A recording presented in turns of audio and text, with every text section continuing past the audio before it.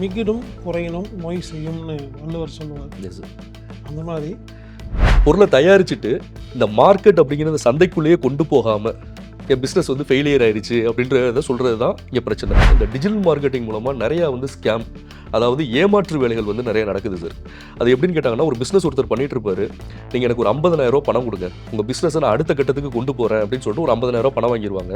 அது ஒரு 5,000 மட்டும் தான் அவங்க என்ன பண்ணுவாங்க, செலவு பண்ணுவாங்க. மிச்சம் 45,000 தான் அவங்க ப்ராஃபிட்டாக வச்சுக்குவாங்க. நம்ம பார்க்காத ஒரு நபர்கிட்ட நம்ம பொருளை பற்றின சரியான தகவலை கொடுத்து நம்ம அந்த பொருளை வாங்க வைக்கிறது அப்படின்றது டிஜிட்டல் மார்க்கெட்டிங் அப்படின்ற ஒரு விஷயம். காலேஜில் ஸ்கூல்ஸில் வந்து ரொபாட் வந்து கிளாஸ் எடுக்கும். 5 வருஷத்தில் அடுத்த 5 வருஷத்தில் இம்ப்ளிமெண்ட் ஆகிறதுக்கான பாசிபிலிட்டிஸ் நிறைய இருக்குது.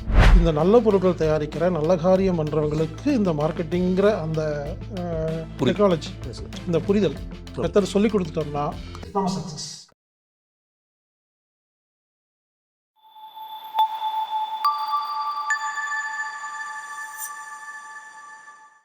வாழ்க வையகம்.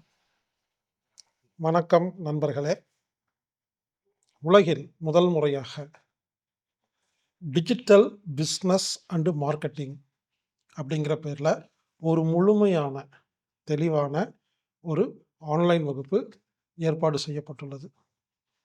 அதாவதுங்க, இப்போ இருக்கிற காலகட்டத்தில் டிஜிட்டல் மார்க்கெட்டிங் பிஸ்னஸ் தெரிஞ்சால் மட்டும்தான் நீங்கள் வச்சிருக்கிற பொருளை மக்கள்கிட்ட கொண்டு போய் சேர்த்த முடியும். அதாவது கஸ்டமர்கிட்ட கொண்டு போய் சேர்த்த முடியும். பொருள் மட்டும் இல்லைங்க, நீங்கள் வச்சிருக்கிற ஒரு சர்வீஸ், ஒரு விஷயம். இப்போ இருக்கிற நிலைமையிலங்க டிஜிட்டல் மார்க்கெட்டிங் தெரிஞ்சால் மட்டும்தான் நாம் அடுத்த லெவலுக்கு போக முடியுங்கிற கட்டாயத்துக்கு வந்திருக்கிறோம். அதனால் இந்த டிஜிட்டல் மார்க்கெட்டிங் வந்து யாருக்குமே தெளிவாக தெரியல. இதில் நிறைய விஷயங்கள் இருக்குது. இது ஒரு விஷயமா இருந்தால் பரவாயில்ல, இதில் நிறைய விஷயங்கள் இருக்குது. ஒரு விஷயம் தெரிஞ்ச ஒருத்தருக்கு இன்னொரு விஷயம் தெரில, இந்த விஷயம் தெரிஞ்சவனுக்கு அவர் இன்னொரு விஷயம் தெரில. இப்படி உலகில் முதல் முறையாக இந்த டிஜிட்டல் மார்க்கெட்டிங் பிஸ்னஸ் இதில் இருக்கிற எல்லா விஷயத்தையும் ஒரே இடத்துல கம்ப்ளீட்டாக எல்லாருக்கும் புரிகிற மாதிரி கற்றுக் கொடுப்பதற்காக ஒரு அத்தியாவசியமான வகுப்புங்கிறதுனால ஆன்லைன் வகுப்பு ஏற்பாடு செய்யப்பட்டுள்ளது. டிசம்பர் மாதம் 15ஆம் தேதி இந்த வகுப்பு ஆரம்பிக்குது. இது ஒரு 10 நாள் வகுப்பு அப்படின்னு ஆரம்பிச்சிருக்கிறோம். ஆனால் கண்டிப்பாக இது வந்து 15 நாளுக்கு மேலே போகிறதுக்கு வாய்ப்பு இருக்குது. ஏன்னா அவ்வளோ சப்ஜெக்ட் வந்து இருக்குது. அது உங்களுக்கு கற்றுக் கொடுக்கணுங்கிற ஆர்வம் நம்மகிட்ட இருக்குது. இந்த விஷயங்களை உங்களுக்கு கற்றுக் கொடுக்க இருப்பவர் எனது நண்பர் திரு சாய்ராஜ் அவர்கள். இவர் வந்து இந்த டிஜிட்டல் மார்க்கெட்டிங்கில் பல வருட அனுபவம் உள்ளவர். பல நாட்டில் இருக்கிற பல கம்பெனிகளுக்கு இவர் அந்த ப்ராஜெக்ட்லாம் செஞ்சு கொடுத்துருக்கிறாரு. அவருக்கு இந்த விஷயம் தெரியும் அப்படிங்கிறது ஒன்று. அவர் எனது வேண்டுகோளுக்கு இணங்க உங்களுக்கு கற்றுக் கொடுப்பதற்கு தயாராக இருக்கிறார், அதாவது சம்மதித்திருக்கிறார் என்பது இன்னொரு மகிழ்ச்சியான விஷயம். அந்த திரு சாய்ராஜ் அவர்கள் இப்போ நம்ம ஸ்டுடியோவுக்கு வந்திருக்காங்க. அவரை நம்ம வரவேற்று இந்த டிஜிட்டல் மார்க்கெட்டிங்னா என்ன அப்படிங்கிறத அவர்கிட்ட சில கேள்விகள் கேட்கலாம். ஏன்னா உங்களுக்கு பல கேள்விகள் இருக்கும். இந்த வகுப்பு ஏன் அட்டன் பண்ணணும், அப்படின்னா என்ன அப்படின்னு இந்த கேள்விகளை அவர்கிட்ட கேட்கலாம். அவர் என்ன பதில் சொல்கிறார் அப்படின்னு பார்க்கலாம். வாருங்கள் திரு சாய்ராஜ் அவர்களே. வணக்கம். வணக்கம் சார். மகிழ்ச்சி எஸ் சார். நீங்கள் நம்ம ஸ்டுடியோவுக்கு வந்ததுக்கு. கண்டிப்பாக சார். முதல்ல உங்களுக்கு ஒரு நன்றி. தேங்க்ஸ். அது எதுக்குன்னா, பொதுவாக இந்த மாதிரி விஷயங்களை எல்லாம் யாருமே ஓப்பனாக கற்றுக் கொடுக்க மாட்டாங்க. நீங்கள் இதை கற்றுக் கொடுக்கறதுக்கு தயாராக இருக்கீங்க, சம்மதிச்சிருக்கீங்க. அதற்காக உங்களுக்கு அந்த மனமார்ந்த நன்றிகள். Okay sir. அது கேட்குறவங்கள பொறுத்தது சார். நீங்கள் கேட்டீங்க அப்படின்றது ஒரு விஷயம் தான் சார். ஏன்னா நான் வந்து உங்களை பற்றி எனக்கு தெரியும் சார். ரொம்ப வருஷமாக நானும் ஃபாலோ பண்ணிகிட்ருக்கிறேன். அப்போ அந்த ஆப்ஷன் நீங்கள் கொடுக்கும்போது ஃபர்ஸ்ட் ஆஃப் ஆல் என்ன விஷயம்னு கேட்டிங்கன்னா சார், மைண்டில் வந்து நீங்கள் கேட்டோன்னே ஒரு சில விஷயங்கள் மைண்டில் இருந்துச்சு சார். என்னென்னா, நமக்கு தெரிஞ்ச விஷயத்தை நம்மளால் செயல்படுத்திட முடியும். பட் அதை இன்னொருத்தவங்களுக்கு புரிகிற மாதிரி சொல்லிக் கொடுக்குறது அப்படின்ற ஒரு விஷயம் வந்து எனக்கு ரொம்ப சேலஞ்சிங்காக இருந்துச்சு சார். அதே மாதிரி மக்கள் வந்து நிறைய பேர் வந்து பிஸ்னஸ் பண்ணிகிட்ருக்குறாங்க. இந்த உலகம் ஃபுல்லாக பிஸ்னஸ் பண்ணிகிட்ருக்குறாங்க. நிறைய பேர் ஃபெயிலியர் ஆகுறாங்க சார். பிஸ்னஸில் நிறைய பேர் ஃபெயில் ஆகுறாங்க. ஒரு சின்ன சின்ன விஷயங்கள்னால ஃபெயில் ஆகுறதுன்றதுனால தான் நம்ம என்ன பண்ணுறோம், இதை வந்து எல்லாத்தையும் கொண்டு போய் சேர்த்தரணும் அப்படின்றதுக்காக தான் இந்த ஒரு விஷயம் பண்ணுறோம் சார். ஃபஸ்ட்டு இந்த ஆப்பர்ச்சுனிட்டியை, இந்த வாய்ப்பை எனக்கு கொடுத்ததுக்கு ஃபஸ்ட்டு உங்களுக்கு ரொம்ப நன்றி சார். அதாவதுங்க, ஒரு விஷயம் ஒருத்தருக்கு தெரிஞ்சிருக்கணும். ஒரு விஷயம் தெரிஞ்சிருக்கணும். அதை வந்து கற்றுக் கொடுக்கணுங்கிற மனசு இருக்கணும். கற்றுக் கொடுக்கும்போது மற்றவங்களுக்கு புரியணும். இந்த 3 விஷயம் சக்ஸஸ் ஆனால் தான் அது சரியான வகுப்பு. அந்த விதத்தில் உங்களுக்கு விஷயமும் தெரிஞ்சிருக்கு. முழுமையாக ஓப்பனாக எந்த ஒரு ஒளிவுமறைவும் இல்லாமல் கற்றுக் கொடுக்கணும்னு நினைக்கிறீங்க. நீங்கள் நடத்துகிற வகுப்பை நான் பார்த்தேன். நல்லா புரிகிற மாதிரி நடத்துகிறீங்க. அதனால் அந்த 3மே உங்கள்கிட்ட இருக்கிறனால ஓகே. நீங்கள் வகுப்பு எடுக்கிறதுக்கு தகுதியான ஒரு நபர். Okay sir. ஏன்னா நான் நிறைய பேர்த்த பார்க்குறேன். ஓகே. அவங்களுக்கு விஷயம் தெரியவே இல்லை, ஓகே சார். ஆனால் கிளாஸ் எடுக்கிறாங்க. இப்படி ஒரு குரூப். சில பேருக்கு விஷயம் தெரியுது, சொல்லும் பொழுது மறைச்சு மறைச்சு சொல்கிறாங்க. இங்கே முழுசாக சொன்னால் யோசிக்கிறாங்க. 3வது, சில பேருக்கு விஷயம் தெரியுது, சொல்லிக் கொடுக்கணும்னு என்ன இருக்குது, ஆனால் அவங்களுக்கு அந்த சொல்லிக் கொடுக்க விதம் தெரியல. அந்த விதத்தில் நீங்கள் 3 விஷயத்தையும் தாண்டி இருக்கீங்க. அதற்காக உங்களுக்கு எனது வாழ்த்துக்கள். இப்போது பொதுமக்களுக்கு, ஆடியன்ஸ்க்கு நிறைய சந்தேகம் இருக்குது. Okay sir. ஆக்சுவலாக எனக்கும் இருக்குது. ஏன்னா எனக்கும் டிஜிட்டல் மார்க்கெட்டிங் அந்தளவுக்கு தெரியாது. ஓகே.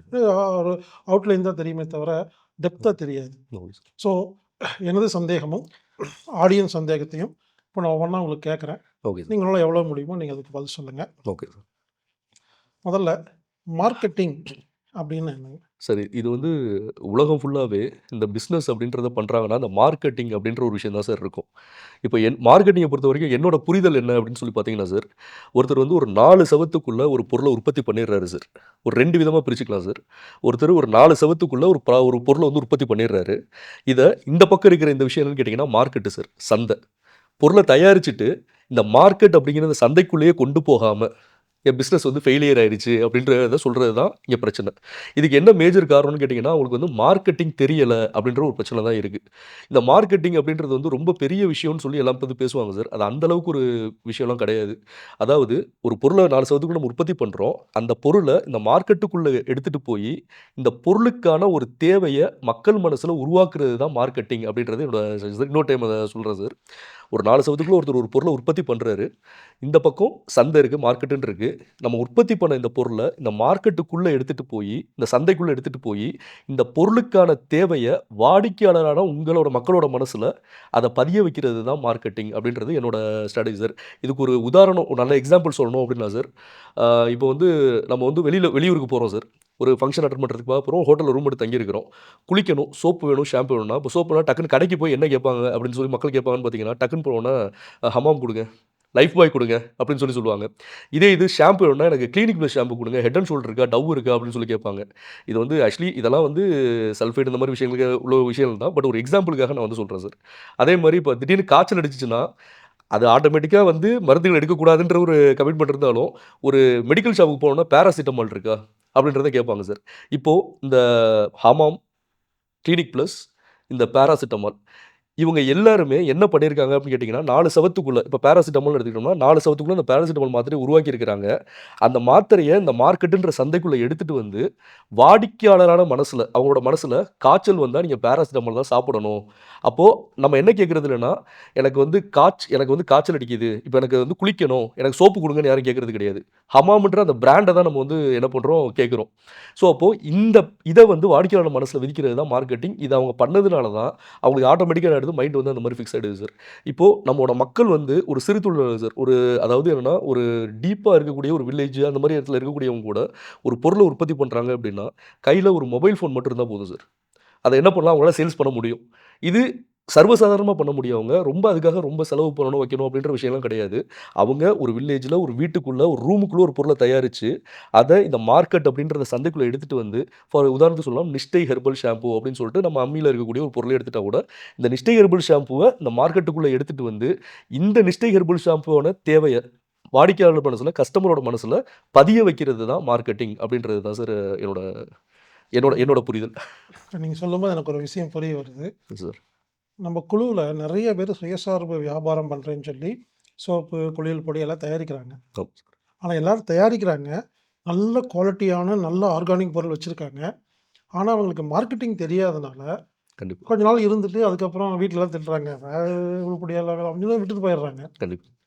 ஸோ இப்போ நீங்க சொல்லும்போது எனக்கு என்ன புரியுதுன்னா, கெட்ட காரியம் பண்ற நபர்கள், ம். கெட்ட பொருள வச்சிருக்க நபர்கள், கெமிக்கல் உள்ள நபர்கள் பெர்ஃபெக்ட்டா மார்க்கெட்டிங் பண்ணிட்டுருக்காங்க. Correct sir. நல்ல காரியம் பண்ற நபர்கள், நல்ல பொருள் இருக்கிற நபர்கள், மார்க்கெட்டிங் தெரியாதனால அத ரீச் பண்ண முடியல. கண்டிப்பா. அப்போ இந்த நல்ல பொருட்கள் தயாரிக்கிற, நல்ல காரியம் பண்றவங்களுக்கு இந்த மார்க்கெட்டிங்கிற அந்த அ புரியுது. Technology, yes sir. இந்த புரிதல் ஆ. மெத்தட் சொல்லிக் குடுத்துட்டோம்னா, கரெக்ட். நம்ம சக்சஸ். Correct sir. கரெக்ட்டுங்க. இது ஒண்ணு சார். ஸோ, இது வந்து மார்க்கெட்டிங் அப்படின்ற இந்த ஸ்ட்ராட்டஜிய வந்து அவங்க அப்ளை பண்ணணும். அப்ப என்ன பண்றாங்கன்னா, பல பேர் வந்து ஒரு பொருள வந்து தயாரிச்சு வச்சுக்கிறாங்க. இது சந்தைக்கே எடுத்துட்டு மாட்றாங்க. என்ன பண்றாங்க, WhatsAppல அவங்க ஃப்ரெண்ட்ஸுக்கு, ஃபேமிலிக்கு, ரிலேட்டிவ்ஸ்க்கு, அவன சுத்தி இருக்க ஆஃபீஸ் கொலீக்ஸுக்கு இவங்களுக்கு அனுப்பி என்ட்ட இருந்து பொருள் வாங்கிக்கங்க, பொருள் வாங்கிக்கங்கன்னு சொல்லுவாங்க சார். இது ஒரு கட்டத்துக்கு மேல என்ன ஒரு நெட்வொர்க்க தாண்டி அந்த நெட்வொர்க்க தாண்டி வெளியில போகாது. அப்போ ஒரு தொழில் பண்றாங்க அப்படின்னா, புது கஸ்டமர்ஸ, புது வாடிக்கையாளர்கள நம்ம பிசினஸ்க்குள்ள கொண்டு வந்தா தான் சக்சஸ் ஆகும் அப்படின்றதுக்கு. ஸோ, அதுக்கு அந்த பொருள மார்க்கெட்டுக்குள்ள எடுத்துட்டு போணும்.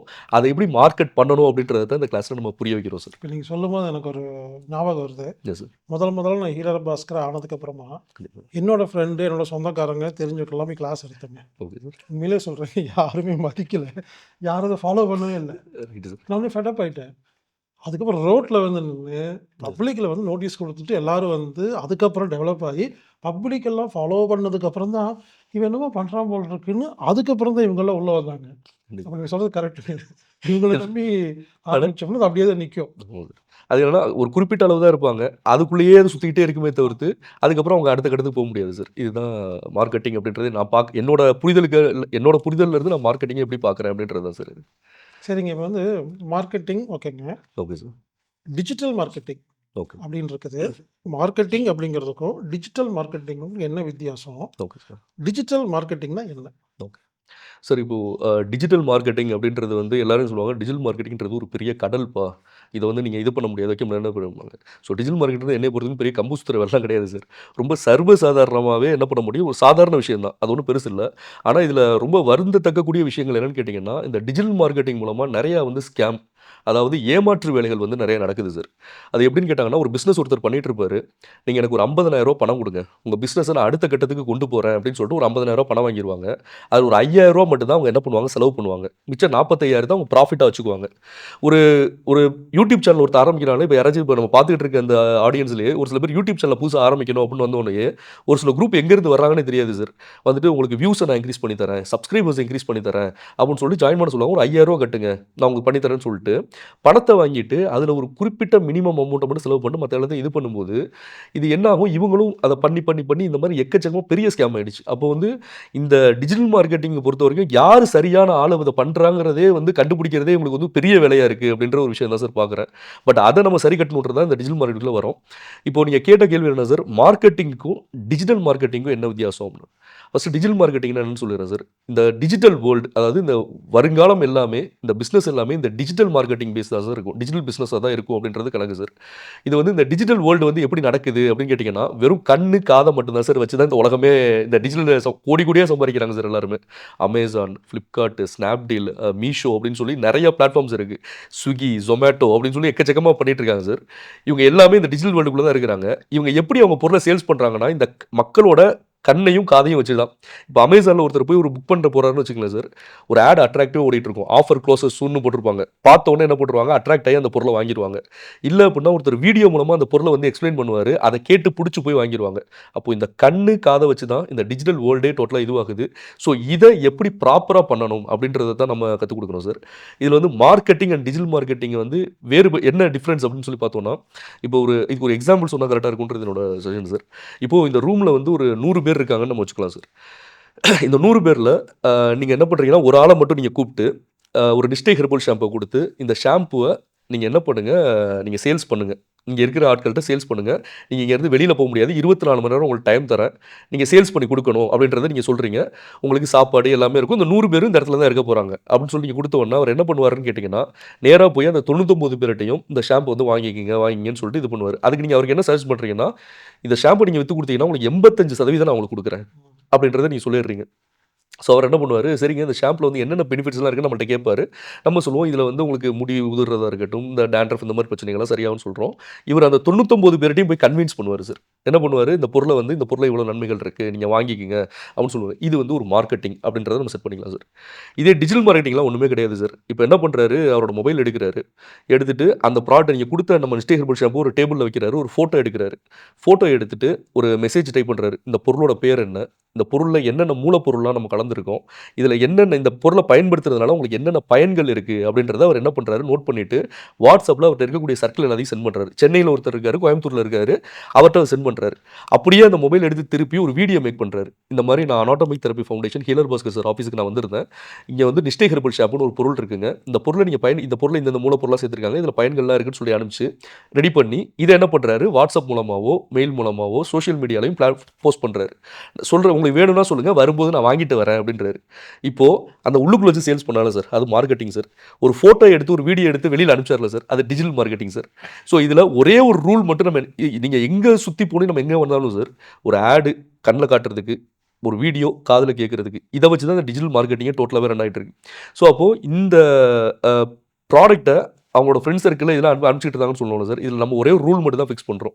நீங்க ஸ்டார்ட்டிங் ஸ்டேஜ்ல நீங்க எப்ப இருந்தாலும் அவங்க உங்கள்ட்ட பொருள் வாங்க தான் போறாங்க, இல்ல வாங்காம தான் போறாங்க. ஒண்ணும் பிரச்சனை கிடையாது. ஆனா புது ஆடியன்ஸ எப்போ உங்க பிசினஸ்க்குள்ள நீங்க கொண்டு வரீங்களோ, அப்பதான் உங்க பிசினஸ் வந்து சக்சஸ் ஆகும் அப்படின்றத தான் நம்ம பதிவு பண்றோம் சார். ஸோ அப்போ இவங்க என்ன பண்றாங்கன்னா, அ இந்த பொருள வந்து ஒரு ஃபோட்டோ எடுத்தோம்னா, இப்போ ஒரு மார்க்கெட்டிங் பண்ண போறாங்க அப்படின்னு கேட்டீங்கன்னா, ஃபர்ஸ்ட்டு அந்த பொருள வந்து ஒரு ஆடா ரெடி பண்ணுவாங்க சார். அதுக்கடுத்து ஒரு வீடியோவா மேக் பண்ணுவாங்க சார்.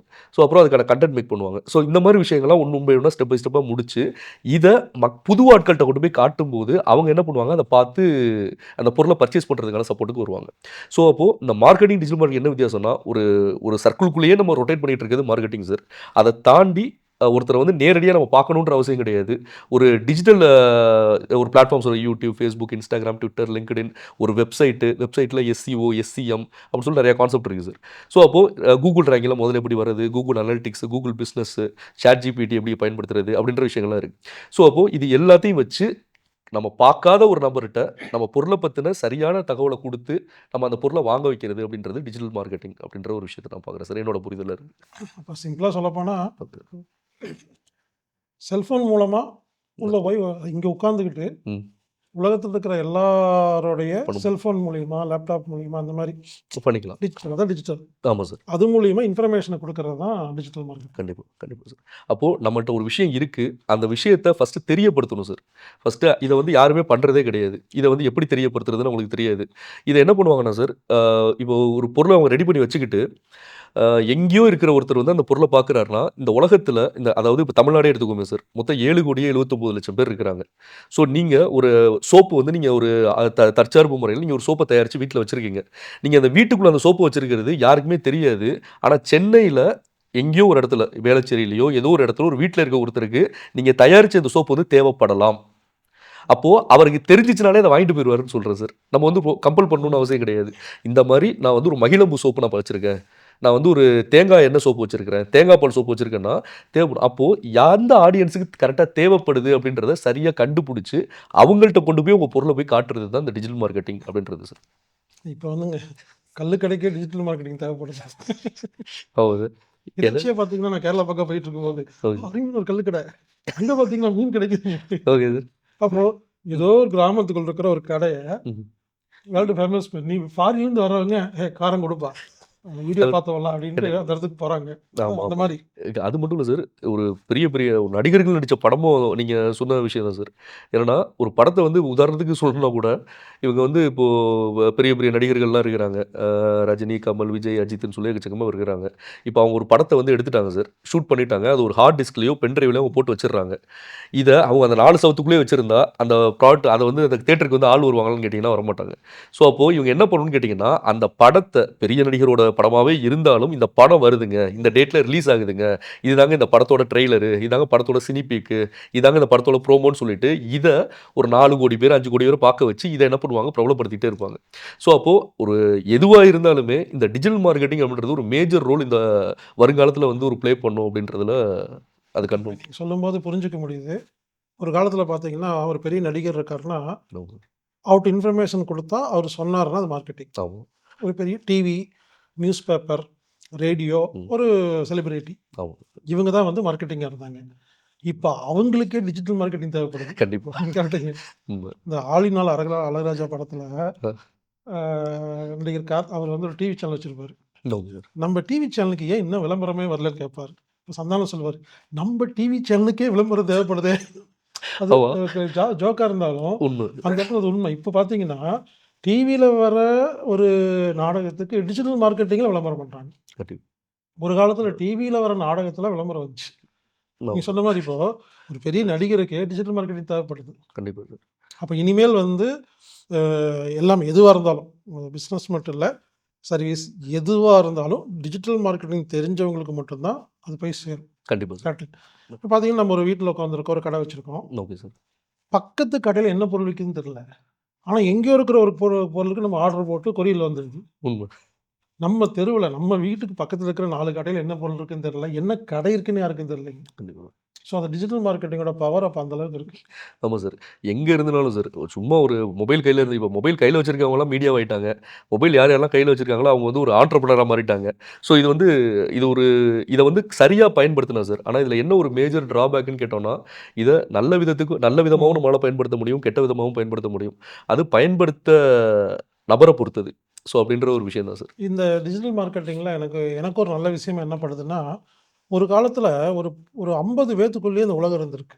தமிழ்நாடு பார்த்தீங்கன்னா, ஒரு 50 பேர் தான் செலிபிரிட்டி. ஆமா. இவங்கள மீறி யாரும் உள்ள வரவே முடியாது. கண்டிப்பா. இப்ப யார் யாருக்கெல்லாம் திறமை இருக்கோ வந்துட்டாங்க. இப்போ அ. அது அது ஒரு பெரிய ஒரு நெட்வொர்க்காவே ஆமா. ஃபார்ம் ஆகுது சார். இது ஒரு நல்ல விஷயம். அதான் சார். அத நல்ல விஷயம் இருக்கு, கெட்ட விஷயம் இருக்கு. ஆமா சார். கத்தி அப்படின்னா சமையலுக்கும் பயன்படுத்தலாம், குழம்பு இதுக்கு பண்ணுறதுக்கும் பண்ணலாம். பயன்படுத்தலாம். ரைட். நெருப்பு அப்படின்னா அந்த மாரி ஆமா. சமையலுக்கும் பயன்படுத்தலாம், எரிக்கவும் பயன்படுத்தலாங்கிற மாரி டிஜிட்டல் மார்க்கெட்டிங் நல்ல காரியத்துக்கும் பயன்படுத்தலாம், கெட்ட காரியத்துக்கும் பயன்படுத்தலாம். ஓகேங்க. இப்ப அடுத்த கேள்வி என்னன்னா, ஒரு பிசினஸ். Okay sir. அதுக்கு மேல ஒரு விஷயங்க. பிசினஸ் அப்படின்னாவே பல பேர் என்ன பண்றாங்கன்னா, தப்புன்னு நெனைக்கிறாங்க. அந்த விஷயத்த நான் இப்ப நான் சொல்லிடுறேங்க. ஆ வியாபாரம் சொன்ன உடனே இந்த குறிப்பா இந்த நல்ல காரியம் பண்றவங்க, ஓகே சார். இந்த நல்ல பொருள தயாரிக்கணும்னா, நான்லாம் பிசினஸ் பண்ணலைங்க. ம். பிசினஸ்க்கு தப்புன்னு நெனச்சுட்டு இருக்கிறாங்க. ஆக்சுவலி இது உங்க மூலியமா நான் மத்தவங்களுக்கு சொல்லணும்னு நெனைக்கிறேன். பிசினஸ் நல்லது. Okay sir. வியாபாரம் நல்லது. தப்பான வியாபாரம் தான் தப்பு. ஆனா நம்ப பொதுவா இருக்கிறவங்க, ம். நான் வந்து இந்த பொருள சோப்பு தயாரிச்சது வந்து பணம் சம்பாரிக்கிறதுக்கெல்லாம் இல்லைங்கன்னு சொல்லிட்டே பண்றாங்க. அதனாலேயே அ அவங்களுக்கு பணம் வரமாட்டேங்குது. கரெக்ட். ஸோ இந்த இடத்துல என்ன சொல்ல வரேன்னா, பிசினஸ் பண்ணலாம். ம். வியாபாரம் பண்ணலாம். தப்பே கிடையாது. ம். ஆனா, பொய் சொல்லக்கூடாது, ஏமாத்தக்கூடாது, திருடக்கூடாது, தப்பான இன்ஃபர்மேஷன குடுக்கக்கூடாது. இதுதான் தப்பு. அப்போ எல்லாரும் புரிஞ்சுக்க வேண்டியது என்னன்னா, கெட்ட பிசினஸ் தான் தப்பே தவிர, பிசினஸ் தப்பு இல்ல. ஏன்னா அத முதல்ல சொல்லிக்கிறேங்க. இப்போ உங்ககிட்ட என்ன கேள்வின்னா, ம். ஒரு பிசினஸ் வெற்றிகரமா நடக்கிறதுக்கு அ என்ன தேவைப்படுதுங்க? சார் இந்த பிசினஸ்ல வந்து நெறைய பேர் என்னன்னா, ஒரு ஸ்டார்ட் அப் பிசினஸ் மேனா இருக்கலாம். ஒரு தொழில் வந்து நான் இப்ப தான் ஆரம்பிக்க போறேன் அப்படின்ற நபரா இருக்கலாம். இல்ல நான் வந்து ஒரு தொழில் வந்து சக்சஸ்ஃபுல்லா ரன் பண்ணிட்டு இருக்கிறேன். என்னால அடுத்த கட்டத்துக்கு என்னால கொண்டு போக முடியும்ன்ற நபரா இருக்கலாம். இன்ன வரைக்கும் நான் பிசினஸே பண்ணது கிடையாது. இனிமே தான் நான் ஒரு தொழில ஆரம்பிக்கணும் அப்படிங்கிற ஒரு நபரா இருந்தாலும் இருக்கலாம் சார். ஸோ என்ன யார் எவ்வளோ பெரிய பிசினஸ் பண்ணிட்டு இருந்தாலும் சார், இந்த பிசினஸுக்குன்றது ஒரு ரூல்ஸ் இருக்கு சார். இப்போ நான் என் சைட்ல இருந்து நான் ஃபிக்ஸ் பண்ணிருக்கிறது பார்த்தீங்கன்னா, பிசினஸ்க்குன்னு ஒரு சில ரூல்ஸ் இருக்கு. நம்பர் 1 என்னன்னு கேட்டீங்கன்னா, நெவர் காம்ப்ரமைஸ் இன் ப்ராடக்ட் குவாலிட்டி. ம். அதாவது நீங்க உற்பத்தி பண்ணக்கூடிய பொருள் தரமான பொருளா தான் இருக்கணும். தரமான பொருளா மட்டுமா தான் இருக்கணும் அப்படின்றத ஃபர்ஸ்ட் அவங்க டிசைட் பண்ணணும் சார். ஏன் இத நான் சொல்றேன் அப்படின்னு கேட்டீங்கன்னா, இப்போ இன்னைக்கு வந்து ஒரு நபர் வந்து என்ன பண்ணிருவாரு, ஒரு தரமில்லாத பொருள தயாரிச்சு ஒரு வாடிக்கையாளர்ட்ட சேல்ஸ் பண்ணிருவாரு. ஒரு கஸ்டமருக்கு சேல்ஸ் பண்ணிருவாரு. நாளைக்கு ஒரு கம்பெனி ஒரு ஷாப் ஆரம்பிச்சிருக்காரு. ஒரு பொருள தரமில்லாத பொருள மக்கள்ட்ட வித்துட்டாரு. அந்த பொருளையும் வித்துட்டாரு. பணமும் சம்பாரிச்சுட்டாரு. நாளைக்கு இது எப்படி மாறும்னா, இந்த கடைக்கு போனா தரமில்லாத பொருளா தான் அவங்க குடுப்பாங்க அப்படின்றது முடிவாயிரும் சார். அடுத்து ஒரு சில பேர் என்ன பண்ணுவாங்க, ஒரு ஒரு பொருள்ன்னு இருந்துச்சுன்னா, அந்த பொருளுக்கான விலை ஏற்கனவே நிர்ணயம் செய்யப்பட்டது. ஸோ இவங்க என்ன பண்ணிருவாங்க, அந்த நிர்ணயம் செய்யப்பட்ட விலைய விட பல மடங்கு விலை அதிகமா வச்சிருப்பாங்க. ஒரு கஸ்டமர் வந்து வாங்குவாரு. வாங்க வரும்போது அவருக்கு என்ன அவசரமும் தெரியாது. வீட்ல ஒய்ஃப்க்கு இது திட்டுறாங்களா? இல்ல என்ன பிரச்சனைக்காக இது பண்றாங்கன்னு தெரியாது. ஒரு அவசரத்துல அன்னைக்கு வந்து 9 மணிக்கு நம்ம டக்குனு வாங்கிட்டு போணுன்றதுக்காக வாங்கிட்டு போயிருவாரு. அப்ப அவரு அந்த கம்பெனி அந்த ஷாப் மேல என்ன முத்திரை குத்திடுவாருன்னா, இந்த கடைக்கு எப்போ போனாலும் ரேட் வந்து அதிகமா தான் இருக்கும் அப்படின்னுவாரு. ஸோ அப்போ ப்ராடக்ட்டோட தரம், ஒரு விலைய வந்து ப்ராப்பரா நிர்ணயம் பண்ண தெரியணும். நம்ம நம்ம ஒரு பொருள உருவாக்குறோம்னா, அந்த உருவாக்குற பொருள் தரமான பொருளா இருக்கணும்ன்றது ஃபர்ஸ்ட் ரூல் சார். 2வது ரூல் வந்து என்னன்னு கேட்டீங்கன்னா, இப்போ ஒரு பிசினஸ் வந்து ஒருத்தர் ஆரம்பிக்கிறாரு அப்படின்னா, ஒரு ரூ. 1,00,000 அந்த பிசினஸ் பண்றதுக்கு அவருக்கு ஒரு இன்வெஸ்ட்மென்ட் செலவாகுதுன்னு வச்சுக்கங்களேன் சார். ஒரு தொழில் பண்ணா ஒரு இன்வெஸ்ட்மென்ட் வந்து நம்ம பண்ணணும். இது ரூ. 1,00,000 வருதுன்னா, இவர் கையில வந்து அத விட 1 மடங்கு பணம் அதிகமா வச்சுக்கணும் சார். அப்படின்றது 2வது ரூல் சார். இது வந்து ஏன் இந்த ரூல விதிக்கிறேன்னா, இது வந்து நெறைய பேர் என்ன பண்ணிருவாங்க, பொருள வந்து ஒரு ஹோட்டல் ஆரம்பிக்கிறவர் என்ன பண்ணுவாரு, ரூ. 1,00,000 அந்த பொருளுக்கு எல்லாத்துக்கும் வாடகை, அதாவது அட்வான்ஸு, ஸ்டாஃப் பேமெண்ட்ன்னு சொல்லிட்டு அந்த ரூ. 1,00,000 தாங்க வரப்போகுது அப்படின்ட்டு ஆரம்பிச்சுருவாரு.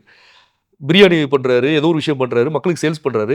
அடுத்து அந்த பிரியாணி வாங்குறதுக்கான முதலீடுன்னு ஒண்ணு இருக்குல்ல சார். அத பண்றதுக்கு அவரு பேலன்ஸ் இல்லாம போயிரும். அப்போ நீங்க ஒரு 1,00,000 ஒரு பிசினஸ் நீங்க பண்ண ஒரு எக்ஸாம்பிளுக்கு நீங்க ஒரு பிசினஸ் தொழில் தொடங்குறீங்க. அந்த தொழில் தொடங்குறதுக்கு ஒரு ரூ. 1,00,000 வருதுன்னா, அத விட 1 மடங்கு பணம் அதிகமா வச்சுக்கணும். அப்போ உங்க ஒரு ரூ. 1,00,000 பிசினஸ்க்கு உங்க கையில ரூ. 2,00,000 பணம் இருக்கணும். அதுக்கடுத்து என்னன்னு கேட்டீங்கன்னா, அந்த ரூ. 1,00,000 பணம்ன்றத நம்ம ஃபிக்ஸ் பண்ணுவோம்ல சார். அதுல 30% ப்ரமோஷனுக்காக நம்ம எடுத்து வைக்கணும் அப்படின்ற ஒரு கணக்கு தான் சார். அப்போ ரூ. 1,00,000 பிசினஸ் நம்ம தொடங்குறோம்னா, நம்ம கையில ரூ. 2,30,000 பணம் இருக்கணும் அப்படின்றது ஒரு கணக்கு. ஏன் இந்த 30% ஆஃப் பணம் அப்படின்னு கேட்டோம்னா, பொருள தயாரிச்சுட்டோம். சந்தைக்கு நம்ம எடுத்துட்டு போணும். அப்ப எடுத்துட்டு போறதுக்கு நம்ம ஒரு இன்வெஸ்ட்மென்ட் அப்படின்றத பண்ணணும். அந்த இன்வெஸ்ட்மென்ட்ல நெறைய பேர் என்ன பண்றாங்கன்னா, தேவையில்லாத ஆட்கள போய் அ அதாவது விஷயம் தெரியாத ஒரு சில பேர்ட்ட போய் அந்த பணத்த குடுத்து லாஸ் ஆகுறதா இருக்கட்டும். இல்ல அத பண்ண தெரியாம பண்ணி, இவங்க அதில நஷ்டம் அடையிறதா இருக்கட்டும். அப்படின்ற ஒரு சில பிரச்சனைகள் வந்து போயிட்டுருக்கு சார். ஸோ, அ இது எல்லாமே இந்த ரூல்க்குள்ள அவங்க வந்து பண்ணணும் அப்படின்றது தான் சார். ஃபர்ஸ்ட்டு வந்து நம்பர் 1 ரூல் என்னன்னு கேட்டீங்கன்னா, ப்ராடக்ட் தரமான பொருள தான் உற்பத்தி பண்ணணும். இதே சர்வீஸ் பண்றாங்கன்னா, ஃபோட்டோகிராஃபி அ இல்ல இந்த ரெட் பஸ் இந்த மாரி ஒரு ரியல் எஸ்டேட் பண்றாங்க, வைக்கிறாங்க. இந்த மாரி சர்வீஸ் ரிலேட்டடா பண்றாங்கன்னா, அதிலயும் தொழில் தர்மம் அப்படின்ற ஒரு விஷயத்த வந்து கடைப்பிடிக்கணும் அப்படின்றது ஒரு விஷயம் சார். அத எப்படி நான் மீன் பண்ண ட்ரை பண்றேன்னா சார், "தன்னஞ்செறிவது பொய்யற்க பொய்த்த பின் தன்னெஞ்சே தன்னைச் சுடும்" அப்படின்னு சொல்லி ஒரு குறள் வந்து இருக்கு சார். அதாவது எல்லாரும் என்ன பண்றாங்கன்னா, நம்ம பிசினஸ் ஏன் பண்றோம் அப்படின்னு கேட்டா, எல்லாரோட வாயிலிருந்து வர வார்த்தை வந்து பணம் சம்பாரிக்கிறதுக்கு அப்படின்றத சொல்லிடுறாங்க சார். நீங்க எதுக்குங்க தொழில் பண்ண வர்றீங்க? ஆனா அது இல்லாட்டினாலும் அதுதான் உண்மை. அத மறுக்கப்பட முடியாத அப்ப பணம் சம்பாரிக்கணுன்றது உண்மைதான் சார். அப்போ ஒரு தொழில் பண்றது பணம் சம்பாரிக்கிறதுக்கு அப்படின்னா, இந்த தொழிலுக்கும் இந்த பணம் சம்பாரிக்க நடுவுல ஒரு விஷயம் இருக்கு சார். அதுக்கு பேர் வந்து தொழில் தர்மம். புரொஃபஷனல் எத்திக்ஸ் அப்படிம்பாங்க. இத இவங்க ப்ராப்பரா கடைபிடிக்காம விடுறதுனால, பிசினஸ் வந்து ஸ்டாண்டர்ட் ஆகாது. அடுத்த கட்டத்துக்கு கொண்டு போ முடியாது அப்படின்ற விஷயத்த பண்ணணும் சார். ஒரு தொழில் பண்ணணும், பணம் சம்பாரிக்கிறதுக்காக பண்ணணும், அத தொழில் தர்மத்தோட பண்ணணும் அப்படின்ற ஒரு கமிட்மெண்ட் தான் சார் பண்றோம். ஸோ இதனால தான் நெறைய பேர் வந்து இந்த பிசினஸ் அப்படின்ற ஒரு விஷயத்த ஒரு புரிதல் இல்லாம, ஸோ இதுல வந்து பிசினஸ்னா என்ன அப்படின்ற ஒரு கேள்வி வருதுல்ல சார். அதுக்கு என்னன்னு கேட்டீங்கன்னா, ஒரு சின்ன எக்ஸாம்பிள் இதுக்கு மட்டும் நான் சொல்லி முடிச்சுர்றேன் சார். என்னன்னா ஒரு 3 பிசினஸ்மேன் இருக்காங்க சார். ஒருத்தர் என்ன பண்றாருன்னா, ஒரு ரூ. 5 பொருள வாங்கி அது ஒரு ரூ. 6க்கு வந்து விக்கிறாரு. ஒருத்தர் அந்த ரூ. 5 பொருள வாங்கி ரூ. 8க்கு விக்கிறாரு. ஒருத்தர் அந்த ரூ. 5 பொருள வாங்கி ரூ. 20க்கு விக்கிறாரு. ஸோ இதில 3 பேர்ல யாரு சரியான பிசினஸ் மேன் அப்படின்னு சொல்லி பார்த்தோம்னா, ஒரு சில பேர் சொல்லுவாங்க. என்னன்னா நான் ரூ. 5 பொருள் வாங்கி ரூ. 6க்கு விக்கிறேன். இவர் தாங்க ரொம்ப நல்லவரு. ஏன்னா இந்த ரூ. 6 ஏன்னா ரூ. 1 தான் அவர் லாபத்தில வந்து விக்கிறாரு. ரொம்ப நல்லவரு. இவர் தான் முன்னேறுவாருன்னு சொல்லுவாங்க. ஒரு சில பேர் என்னன்னா, அந்த ரூ. 5 பொருள ரூ. 20க்கு ஒருத்தர் வித்தார்ல, அவர் தான் புத்திசாலி. அவர் தான் என்ன பண்றாரு, இது பண்றாரு. நடுவுல ஒருத்தர் இருப்பாரு. அவரு என்னன்னா ரூ. 5 பொருள வாங்கி அத ரூ. 8க்கு விப்பாரு. ஸோ, இப்போ இதுவுமே வந்து என்னன்னா, இந்த ரூ. 8க்கு நடுவுல இருக்கார்ல சார், இவர் தான் கரெக்ட்டா பண்றாருன்றது என்னோட கருத்து சார். ஏன்னா, இந்த ரூ. 5 வாங்கி ரூ. 6க்கு விக்கிறவரு, உதாரணத்துக்கு ஒரு தக்காளின்னு வச்சுக்குவோமே சார். ஒரு ஒரு எல்லாருக்கும் புரியறதுக்கு ஒரு ரூ. 5 பொருள் தக்காளின்னு வச்சுக்குவோம். இந்த தக்காளி வந்து அவர் ரூ. 5க்கு வாங்குறாரு. அந்த இடத்துல இருந்து அவரோட கடைக்கு அந்த தக்காளிய எடுத்துட்டு வர்றதுக்கு ஒரு டிரான்ஸ்போர்டேஷன் செலவாகுதுல்ல சார். ஒரு லாரியில வச்சோ, எதுலயோ வச்சு எடுத்துட்டு வர. அதுக்கு ஒரு செலவாகுது. ஸோ, அப்போ இங்க வரும்போது அதுக்கு ஒரு 25 காசு போயிருதுன்னு வச்சுக்குவோம் சார். ஒரு 25 காசு அதுல போயிருது. ஸோ, அத தாண்டி அந்த கடைக்கு ரெண்ட் குடுக்கணும். கடையில வேலை பார்க்குற ஆளுக்கு சேலரி குடுக்கணும். கரண்ட் பில் கட்டணும். இவரு தினமும் என்ன பண்றாரு, அந்த கடையிலேருந்து வந்துட்டு போயிட்டு இருக்காரு. வீட்லருந்து வந்துட்டு கடைக்கு போயிட்டு இருக்காரு. இதுக்கு ஒரு எக்ஸ்பென்ஸ் ஆகும். இதுக்கு ஒரு 50 பைசா போட்டுக்கிறோம். ஸோ இது போக ஒரு கஸ்டமர் வாங்க வந்தாருன்னா, அவர் என்ன கேட்பாருன்னா, நம்ம ரூ. 5ன்னு ரூ. 6ன்னு சொன்னோம்னா, "ஏங்க ஒரு 50 பைசா கம்மி பண்ணி குடுங்க" அப்படின்னு டிஸ்கவுண்ட்டும் கேட்பாங்க. ஸோ இது போக டாக்ஸஸ் இருக்கு, வேல்யூஸ் இருக்கு. இது எல்லாமே கால்குலேட் பண்ணாம, இத வந்து இதுக்கு முன்னாடியே சொன்னது தான் சார். ஒரு பொருளுக்கான விலை வந்து நிர்ணயம் செய்யப்பட்டது. அந்த விலைய சரியா நிர்ணயம் செய்யாம இவங்க என்ன பண்றாங்க, தோத்துடுறாங்க. ஸோ, அப்போ நான் ரொம்ப தெளிவா படுத்துறது என்னன்னு கேட்டீங்கன்னா, அ இந்த இந்த கான்வர்சேஷன் மூலமா வாங்கி கல்லால போடுற பணம்லாம் நம்ம பணம் கிடையாது. அதுலேருந்து வரக்கூடிய ப்ராஃபிட் தான் நம்மளோட பணம்ன்ற புரிதல் இருந்துச்சுனாலே நெறைய பேருக்கு வந்து போயிரும் சார். இது இது ஒரு பாயிண்ட் சார். ஸோ, அப்போ இவரு வந்து இது ஃபெயிலியர் ஆயிருவாரு. ஏன்னா, இவரு அந்த பொருள ரூ. 5க்கு வாங்கி ரூ. 6க்கு வித்தாருன்னா அவருக்கு லாஸ் ஆயிரும். ஸோ, இவரு என்ன அந்த கடைசி இருக்க ஆளு என்ன பிரச்சனைன்னா, ரூ. 5க்கு வாங்கி ரூ. 20க்கு விக்கும்போது வித்துருவாரு, பணத்த சம்பாரிச்சுருவாரு. ஆனா, அவரோட பிசினஸ ஸ்டாண்டர்ட் பண்ணவே முடியாது சார். ஏன்னா, ஒரு ரூ. 5 பொருள்ன்றது ரூ. 20ன்றது எல்லாருக்குமே விலை அதிகம்னு தெரியும். ஒரு கம்பெனி முத்திரையாலும் இந்த பிசினஸ் வந்து ஸ்டாண்டர்ட் பண்ண முடியாது. இதே இது நடுவுல இருக்கக்கூடிய இவர் என்ன பண்றாருன்னு கேட்டீங்கன்னா, தெளிவா ஒரு பிளான் பண்ணியிருக்காரு சார். ரூ. 5க்கு பொருள வாங்கி, அதுல ஒரு ரூ. 1 என்ன பண்றாரு, தன்னோட செலவு எக்ஸ்பென்சஸ் எல்லாத்தையும் வச்சு காட்டிட்டு, டிரான்ஸ்போர்டேஷன் எக்ஸ்பென்சஸ், டேமேஜ் பொருள் வரும்போது டேமேஜ் ஆகும். ஸோ இது எல்லாத்தையும் கால்குலேட் பண்ணி ஒரு ரூ. 1.6 ஒதுக்கிட்டாரு. அப்ப என்ன ஆயிடுச்சுன்னா, ஒரு ரூ. 5 பொருள் வந்து ரூ. 6.6 ஆயிப்போச்சு. மிச்ச கையில அவருக்கு ரூ. 1.6 இருக்கு. ஒரு கஸ்டமர் ஒரு 50 பைசா டிஸ்கவுண்ட் கேட்டாலும் அவர் என்ன பண்ணுவாரு, குடுப்பாரு. இது போக அவருக்கு ரூ. 1ல வந்து லாபம் தங்கும். ஸோ இந்த மாரி தொழில கொண்டு போகும்போது, இது வந்து அடுத்த கட்டத்துக்கு கொண்டு போறதுக்கான பாசிபிலிட்டி. இத இன்னும் டீட்டெயிலா அதாவது டீப்பா, அ நுணுக்கமா, நுட்பமா நம்ம கிளாஸ்ல வந்து ரொம்ப டீப்பா பேசியிருக்கோம் சார். இதுதான் என்னைய பொறுத்தவரைக்கும் பிசினஸ் என்னோட பார்வையில இருந்து நான் பார்க்குற விஷயம் சார். "மிகினும் குறையினும் நோய் செய்யும்னு" வள்ளுவர் சொல்லுவார். Yes sir. அந்த மாரி ரொம்ப அதிக ப்ராஃபிட் வைக்கிறதும் சரியில்ல. அ ரொம்ப கம்மியா வைக்கிறதும் கைய கடிச்சுக்கிட்டு வியாபாரம் பண்ணி, நான் வந்து பலன் ரொம்ப நல்லவன் அப்படின்னு அவங்க சொல்ல வேண்டிய அவசியம் இல்ல. ஏன்னா அப்பதான் கரெக்ட் சார். கன்சிஸ்டன்சி இருக்கும். ஸோ வந்து நாமினலா இருக்கணும்னு நீங்க சொல்ல வர்றீங்க. ஆமா சார். கரெக்ட்டு. ம். இது இது இத நான் அக்செப்ட் பண்ணிக்கிறேங்க.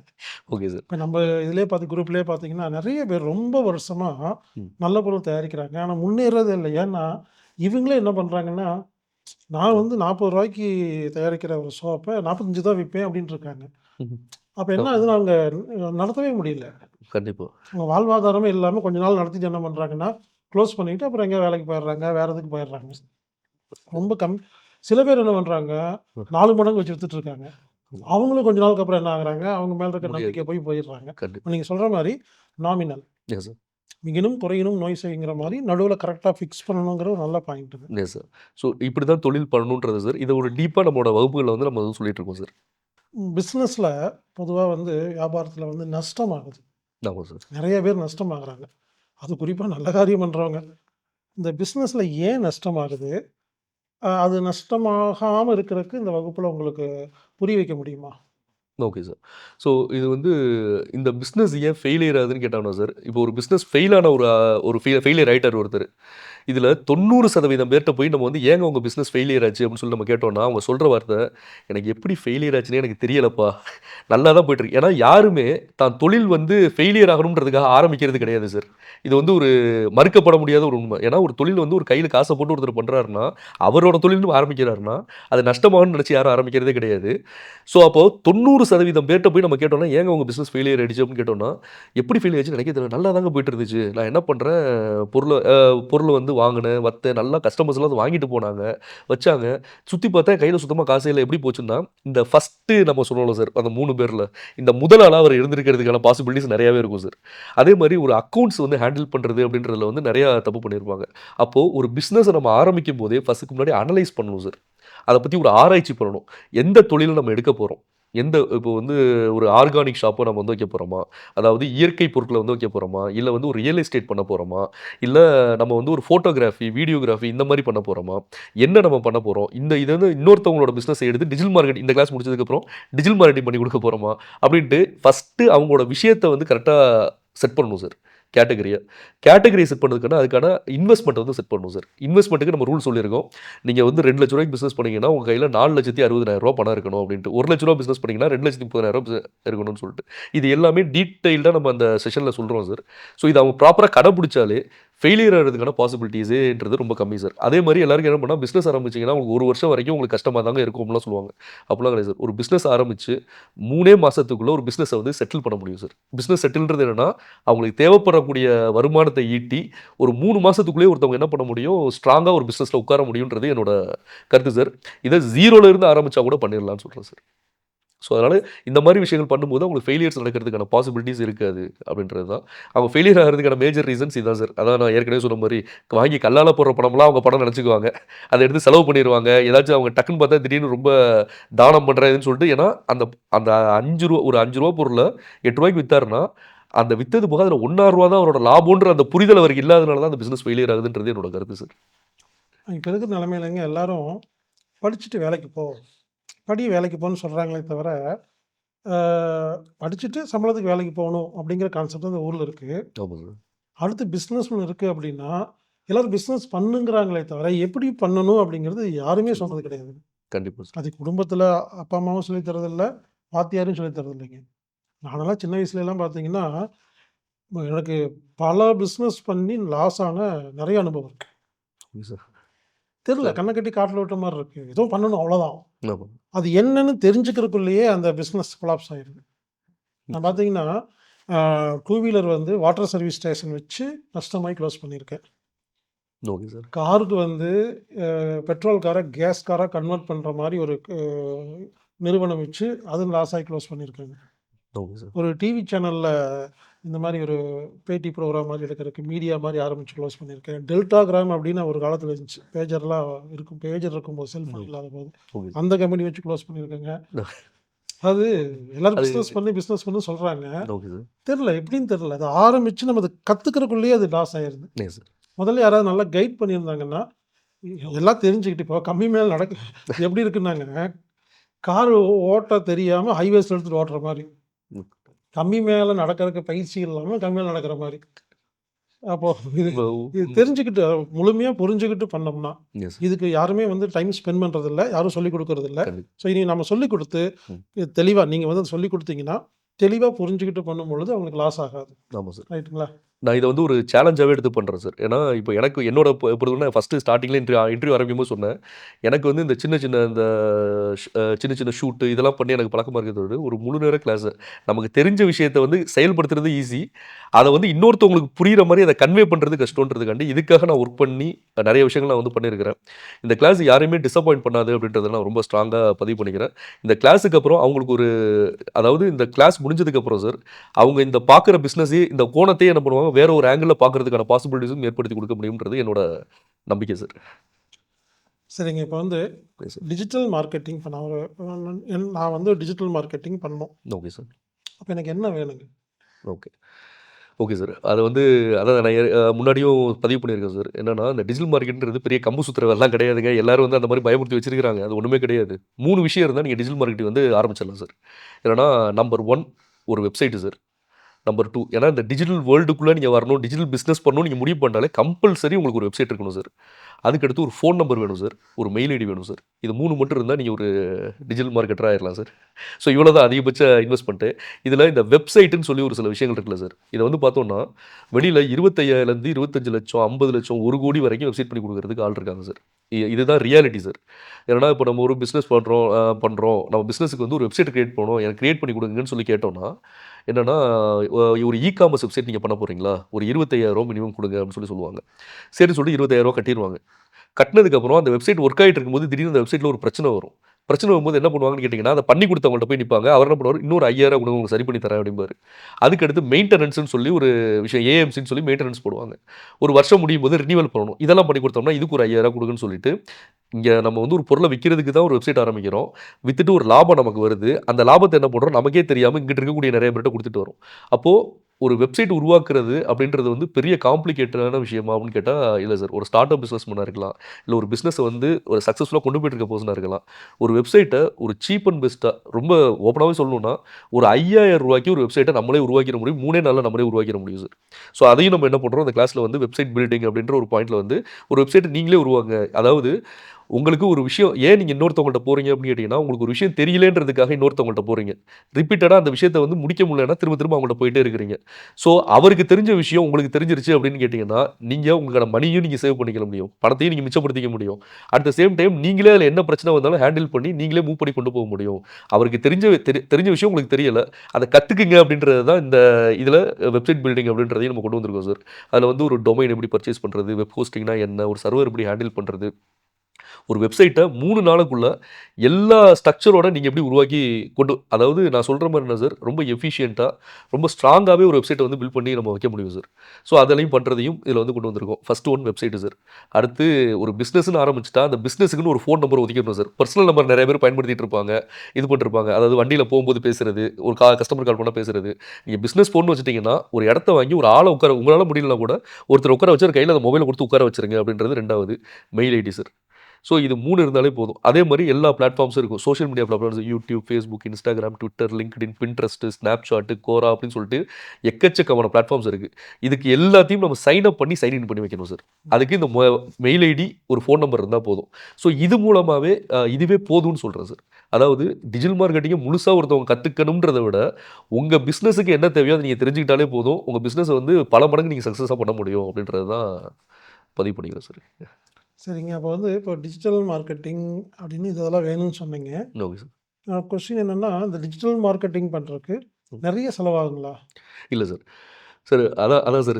ஒட்டுமொத்த செலவே பார்த்தீங்கன்னா, மத்த எல்லாமே ஃப்ரீ டூல்ஸ் தான் சார். ம். இப்போ வந்து ஆர்டிஃபிஷியல் இன்டெலிஜென்ஸ்னு சொல்லி நெறைய விஷயம் கொண்டு வந்துட்டாங்க. இந்த ChatGPT அது சொல்லிட்டு இந்த ஒரு ஒரு ஒரு நம்ம ஒரு பொருள உற்பத்தி பண்றோம்னா சார், அதுக்கான ஒரு ஆட் ரெடி பண்ணணும்ல சார். அந்த ஆட ஃப்ரீயா ரெடி பண்ணிக்கலாம். ஒரு வீடியோ மேக் பண்றது ஃப்ரீயா மேக் பண்ணிக்கலாம்.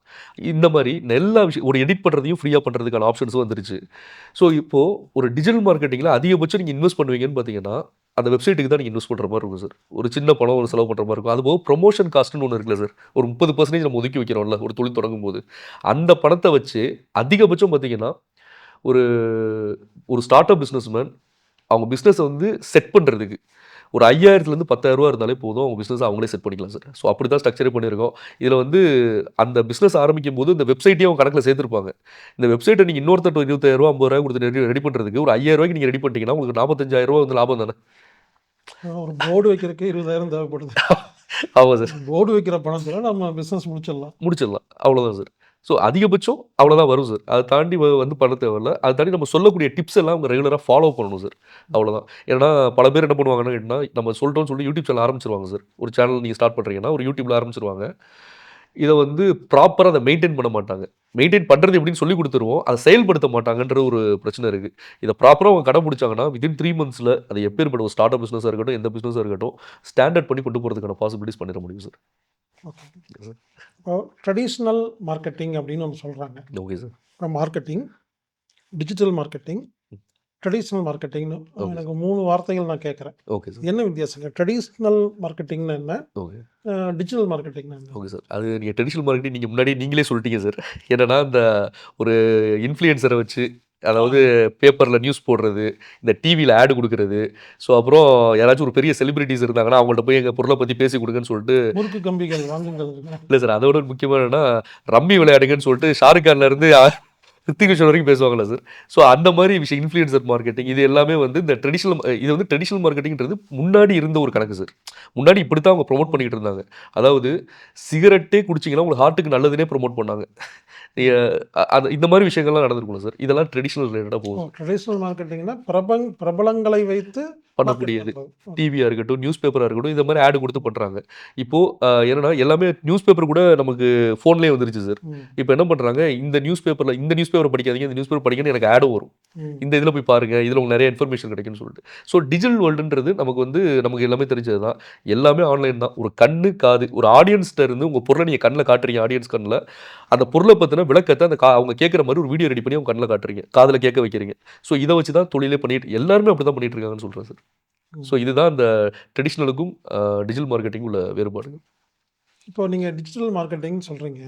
Okay sir. இப்ப என்னோட வியாபாரம் வந்து ரொம்ப சின்ன லெவல்ல பண்ணிட்டுருக்கோம். சின்ன பிசினஸ். இந்த சின்ன பிசினஸுக்கும் அதாவது ஒரு ஸ்மால் பிசினஸுக்கும் டிஜிட்டல் மார்க்கெட்டிங் தேவையா? இல்ல சார். கண்டிப்பா எந்த தொழில் நீங்க பண்ணிட்டு, அந்த தொழில நம்ம டிஜிட்டல் பிசினஸ்க்குள்ள கொண்டு வரணும் அப்படின்றத முடிவு பண்ணிட்டாலே, ம். நமக்கு கம்பல்சரி வேணும் சார். இப்போ உதாரணத்துக்கு, இவங்க வந்து ஒரு ஷாப் வச்சிருக்காங்கன்னு வச்சுக்கங்களேன் சார். இந்த ஷாப்ப சுத்தி இருக்கக்கூடிய ஒரு கிட்டத்தட்ட பார்த்தீங்கன்னா, இப்போ கோயம்புத்தூர்ல, கோவைப்புதூர்ல ஒரு ஷாப் வச்சிருக்காங்கன்னு வச்சுக்கங்களேன் சார். இப்போ இந்த ஷாப்புக்கு எந்தெந்த ஆடியன்ஸ் தேவைப்படுவாங்க அப்படின்னு கேட்டிங்கன்னா, இந்த கோவைப்புதூர் சுத்தி இருக்கக்கூடிய, அந்த ஷாப்புக்கு பக்கத்துல இருக்கக்கூடிய தெருவுல இருக்கிறவங்க, அந்த ஏரியா ஒரு 10 கிலோமீட்டர் சுத்தி இருக்கிறவங்களுக்கு, இந்த ஷாப்ல டைரக்ட்டா வந்து வாங்கிட்டு போயிரலாம். இதே சென்னையில இருக்கக்கூடிய ஒரு நபருக்கு வந்து, இந்த கோயம்புத்தூர்ல இருக்கக்கூடிய அம்மி ஷாப்ல வந்து வாங்குவாரான்னு கேட்டீங்கன்னா, வாங்க மாட்டாரு. அப்போ நம்ம தொழிலுக்கு என்ன தேவை? ஒரு ஸ்மால் ஸ்கேல் நீங்க ஒரு சின்ன ஷாப் வைக்கிறீங்கன்னா, இது உங்கள்ட்ட இருக்கு அப்படின்றத உங்கள சுத்தி இருக்கக்கூடிய உங்க தெருவுல இருக்க நபர்களுக்கு தெரியப்படுத்துறது முதற்கொண்டு பண்ண முடியும். ஸோ இதுக்கும் இன்வெஸ்ட்மென்ட் அதிகமா ஆகாதுன்னு சொல்றேன் சார். ரொம்ப அந்த அளவுக்கு நம்ம நினைக்கிற மாரி பட்ஜெட்டு, இந்த கன்சல்டன்ட் அவங்க இப்ப எல்லாத்தையும் என்ன பண்றாங்க, இப்ப புது ஒரு விஷயம் பண்ணிட்டாங்க. பிசினஸ் கன்சல்ட் வந்து பண்றேன் அப்படின்னு சொல்லிட்டு ஒரு ஐடியா 10, 15 ஐடியா குடுத்து, அந்த ஐடியால அவங்க ஒரு நல்ல ஐடியால இருப்பாங்க. இவங்க ஒரு ஐடியா குடுத்து அந்த ஐடியாவ கன்ஃப்யூஸ் பண்ணி, ஸோ வந்து நம்ம என்ன பண்றோம்னா, இதுதாங்க விஷயம்னு சொல்லி எல்லாமே நம்ம அவங்களுக்கு இது சொல்லிர்றோம். நீங்க முடிவெடுங்க. எப்படி பண்ணணுன்றத நீங்க டிசைட் பண்ணுங்க. உங்களுக்கு டவுட் இருந்துச்சுன்னா என்ட்ட கேளுங்கன்னு சொல்றோம். இவங்க கன்சல்டிங்ன்ற பேர்ல என்ன பண்றாங்கன்னு கேட்டீங்கன்னா, டோட்டலாவே அவங்கள வந்து திசை திருப்பி விட்டுர்றாங்க அப்படின்றத நான் பார்க்குறேன் சார். ஸோ அப்போ ஒரு ஸ்மால் ஸ்கேல் இண்டஸ்ட்ரி ஸ்மால் ஸ்கேல்ன்றத பொறுத்தவரைக்கும் சார், ஒரு ஹவுஸ் ஒய்ஃபா இருக்கலாம். ஒரு 50 வயசுக்கு மேற்பட்ட ஒரு ஆளா இருக்கலாம். ஒரு ஒரு நபரா இருக்கலாம். ஸோ இது ஒரு பிசினஸ் பண்ணிட்டு இருக்கிறவங்க யாரானாலும் இருக்கலாம் சார். அவங்களுக்கு ஒரு மொபைலு, இன்டர்நெட் கனெக்ஷனு, இந்த வெப்சைட் நம்ம சொன்ன மாரி அவங்க உருவாக்கி வச்சுட்டு, இந்த எல்லா பிளாட்ஃபார்ம்லயும் சைன் அப் பண்ணி வச்சுட்டு, அவங்க துள்ள ஆரம்பிச்சாங்கன்னா அப்படின்னா, இன்வெஸ்ட்மென்ட்ன்ற ஒரு பேச்சே பார்த்தீங்கன்னா, அதிகபட்சம் ஒரு 2000 3000க்குள்ளேயே ஒரு பிசினஸ் எடுத்துருவாங்கன்னு சொல்றேன் சார். அவ்வளவுதான் இன்வெஸ்ட்மென்ட்டே வரும். அதான் அதிகபட்சம் ஒரு பிசினஸ்ல அவங்க மைண்ட் என்ன ஃபிக்ஸ் பண்ணிக்கணும்னா, ஆ அவங்களால அதிக இன்வெஸ்ட்மென்ட் கிடையாது. ஒரு 10,000லேருந்து 20,000 it's more then enough sir. அதுக்குள்ளேயே ஒரு பிசினஸ நம்ம கொண்டு வரதுக்கான பாசிபிலிட்டீஸ் பண்ண முடியும். ஓகே. நீங்க சொல்லும்போது எனக்கு ஒரு ஞாபகத்துக்கு வருது. Yes sir. பங்குச் சந்தையில் இன்வெஸ்ட் செய்வது எப்படின்னு சொல்லி ஒருத்தர் கிளாஸ் நடத்திட்டு இருப்பாரு. Okay sir. ஆனா அவரே வந்து அதாவது பங்குச் சந்தையில் சம்பாதிக்கிறது எப்படின்னு ஒருத்தர் கிளாஸ் நடத்துவாரு. Okay sir. அவருடைய ப்ரொஃபைல் பார்த்தா லாஸா இருக்கும். கண்டிப்பா. அ பிசினஸ் எப்படி ஒழுங்கா பண்றதுன்னு ஒருத்தர் கன்சல்ட் பண்ணுவாரு. Yes sir. அவர் வாழ்க்கையில பிசினஸே பண்ணியிருக்க மாட்டாரு. அதான் சார். இது அவ் எப்படி இருக்குன்னா, கல்யாணமே பண்ணாத ஒருத்தர், கல்யாணம் பண்ண ஒருத்தருக்கு வந்து பஞ்சாயத்துக்கு போற மாரி இருக்குன்னு. சரி இத இந்த டிஜிட்டல் மார்க்கெட்டிங் பண்ணுவாங்க சார். நான் வந்து மிகப்பெரிய ஒரு டிஜிட்டல் மார்க்கெட்டர் அப்படிம்பாங்க. ம். டிஜிட்டல் மார்க்கெட்ன்னு சொன்ன உடனே, சரிங்க நீங்க என்ன பண்ணி குடுப்பீங்க எனக்குன்னு கேட்டீங்கன்னா, ம். உங்களுக்கு வந்து இந்த YouTube, Facebook, Instagram இது எல்லாத்தையும் லாகின் ஓப்பன் பண்ணி, பேஜ் ஓப்பன் பண்ணி உங்களுக்கு பெய்டு ப்ரமோஷன் பண்ணி குடுப்பேன்பாங்க. டிஜிட்டல் மார்க்கெட்டிங்ல இந்த சோசியல் மீடியா மார்க்கெட்டிங்ன்றது ஒரு டாட் தான் சார். ம். இவங்க என்ன பண்றாங்க, இந்த சோசியல் மீடியா மார்க்கெட் வச்சுட்டு ஒரு Facebook, YouTube பத்தி தெரிஞ்சவங்க எல்லாருமே, நான் வந்து டிஜிட்டல் மார்க்கெட் ப்ரமோட் பண்றாங்க. இல்ல SEO, பேக்லிங்க் அனலிட்டிக்ஸ் ஒரு அதே மாரி ஆன் பேஜ் SEOன்னு சொல்லிட்டு Google ரேங்க்ல ஃபர்ஸ்ட் கொண்டு வரது எப்படி? அப்படின்ற இன்டர் லிங்க், அவுட்பவுண்ட் லிங்க்ன்ற நெறைய கான்செப்ட் இருக்கு. இது எல்லாத்தையும் பேசாம, இந்த சோசியல் மீடியான்ற ஒரு விஷயத்த மட்டும் எடுத்து வச்சுக்கிட்டு, நான் டிஜிட்டல் மார்க்கெட்ன்னு சொல்லி பல பேரு பண்ணிட்டு இருக்காங்க. ஸோ அதுதான் அந்த அந்த இதுலருந்து மக்கள் வந்து ஒரு விழிப்புணர்வு கிடைக்கணும் அப்படின்றது தான் சார் நான் சொல்றேன். அப்ப இந்த டிஜிட்டல் மார்க்கெட்டிங் நீங்க நடத்துற வகுப்புல கலந்துக்கிட்டா, சரி சார். இனிமேல் எங்கேயுமே ஏமாற வேண்டியதில்ல. தேவைப்படாது சார். நெறைய பணம் செலவு பண்ணி, ஒரு மார்க்கெட்டிங் யாரையும் ஃபிக்ஸ் பண்ண வேண்டியதில்ல. அத நம்மளே பண்ணிட்டு போயிரலாம். அவ்வளோதான் சார். நம்ம வந்து எவ்வளவு நமக்கு தேவைப்படும், நம்ம பிசினஸ் பண்றதுக்கு எவ்வளோ தேவைப்படும், எவ்வளோ நம்ம இன்வெஸ்ட் பண்ணணும், இதுக்கு மேல போச்சுனா நம்ம நஷ்டமாகும், இதுக்கு மேல போச்சுனா லாபமாகும், அப்படின்ற ஒரு பிசினஸ் ஐடியாவ எப்படி கிரியேட் பண்றது, அந்த பிசினஸ எப்படி சக்சஸ்ஃபுல்லா கொண்டு போறதுன்ற வரைக்கும் ஃபுல் அண்ட் ஃபுல் நம்ம கிளியர் பண்ணி குடுக்கலாம் சார். அடுத்தது இந்த ஆர்ட்டிஃபிஷியல் இன்டெலிஜென்ட் அப்படின்னு ரீசென்ட்டா எல்லா இடத்துலயுமே அது வந்துட்டு இருக்கு. Okay sir. எனக்கே பார்த்தீங்கன்னா, நான் வந்து ஒரு நாளைக்கு 300 பேத்துக்கு இமெயில் பண்றேன். பதில் சொல்றேன். ஆமா சார். ரீசென்ட்டா ஒருத்தவங்க வந்துட்டு, "நீங்க ஏங்க அத பதில் சொல்லிட்டு இருக்கீங்க? ம். அது ஏஐல போட்ற வேண்டியது தானே. அதுவே பதில் சொல்லிக்கும்" அப்படிங்கிறாங்க. ஆமா. ஸோ ஷேர் நான் வந்து ஒவ்வொரு ஒவ்வொரு மெயிலுக்கும் வேற வேற பதில் சொல்லுவேன். ஓகே. அப்போ ஏஐ வந்து அந்த மாரி சொல்லுமான்னு எனக்கு ஒரு டவுட் இருக்குன்னு வச்சுக்கோங்களேன். அந்த ஓகே மாரி சார். இப்போ ஏஐங்கிறது எல்லா இடத்துலயும் வருது. Artificial intelligent. Okay sir. இந்த ஏஐன்னா என்ன? இது வந்து இந்த டிஜிட்டல் மார்க்கெட்டிங்க்கு இதுவும் சேர்ந்து வருமா? Okay sir. சார் இப்போ இந்த ஏஐ ஆர்ட்டிஃபிஷியல் இன்டெலிஜென்ஸ் அப்படின்ற இந்த கான்செப்ட் வந்து நான் வந்து ஒரு 3 கான்செப்ட்டா நான் பிரிக்கிறேன் சார். அ என்ன மாரி பிரிக்கிறேன்னு பார்த்தீங்கன்னா, அ மனிதர்கள் மாரி யோசிக்கக்கூடிய ஏஐ. ம். மனிதர்கள மாரி யோசிக்கக்கூடிய ஏஐ அப்படிங்கிறது ஒரு கான்செப்ட். கத்துக்கிற ஏஐ அப்படின்ற ஒரு கான்செப்ட். 3வது முடிவுகளை எடுக்கக்கூடிய ஏஐ. ம். இது வந்து 3 கான்செப்ட் சார். மனிதர்களை மாரி யோசிக்கக்கூடிய ஏஐ, கத்துக்கிற ஏஐ, முடிவுகளை எடுக்கக்கூடிய ஏஐ. இதுக்கு ஒரு பெட்டர் எக்ஸாம்பிளும் நான் குடுக்குறேன் சார். இப்ப மனிதர்களை மாரி யோசிக்கக்கூடிய ஏஐக்கு வந்து நான் என்ன எக்ஸாம்பிள் குடுக்குறேன்னா, நம்ம Google மேப்ஸ் வச்சுக்கலாம் சார். ம். ஏன்னா, அதில தான் நம்ம மாட்டோம்னா, இங்க குறுக்கு பாதை இருக்கு. இந்த வழியா போனோம்னா மனிதர்கள மாரி யோசிக்குது. இந்த சைடு நீங்க போனா ஷார்ட்டா போயிரலாம் வைக்கலாம்னு சொல்லிட்டு. ஸோ வந்து அதுக்கு ஒரு எக்ஸாம்பிள் வந்து இந்த Google மேப்ஸ நான் குடுக்குறேன் சார். மனிதர்கள மாரி யோசிக்கக்கூடிய பாயிண்ட்க்கு. 2வது அ கத்துக்கிற ஏஐ அப்படிங்கிறது, இப்ப நீங்க பார்த்தீங்கன்னா, இப்ப எல்லாருமே வந்து இந்த இது சோசியல் மீடியா YouTube இதெல்லாம் பயன்படுத்துறாங்க. அதே மாரி இந்த Netflix, Amazon, Hotstarன்னு சொல்லிட்டு நெறைய பயன்படுத்திட்டு இருக்காங்க சார். இப்ப நம்ம Netflixல போறோம்ன்னு வச்சுக்கங்களேன் சார். அதுல வந்து ஒரு படம் இருக்கு. ஒரு காமெடி ஃபிலிம் இருக்கு. ஸோ இந்த படத்த வந்து ஒருத்தர் பார்த்துட்டாரு. கிளிக் பண்ணி பார்த்துட்டாங்க. லாகின் பண்ணி பார்த்துட்டாருன்னா, நாளைக்கு அவர் திரும்ப போம்போது கீழ சஜஷன் காட்டும். என்னன்னா, "நீங்க வந்து இத விரும்புனீங்க நேத்து.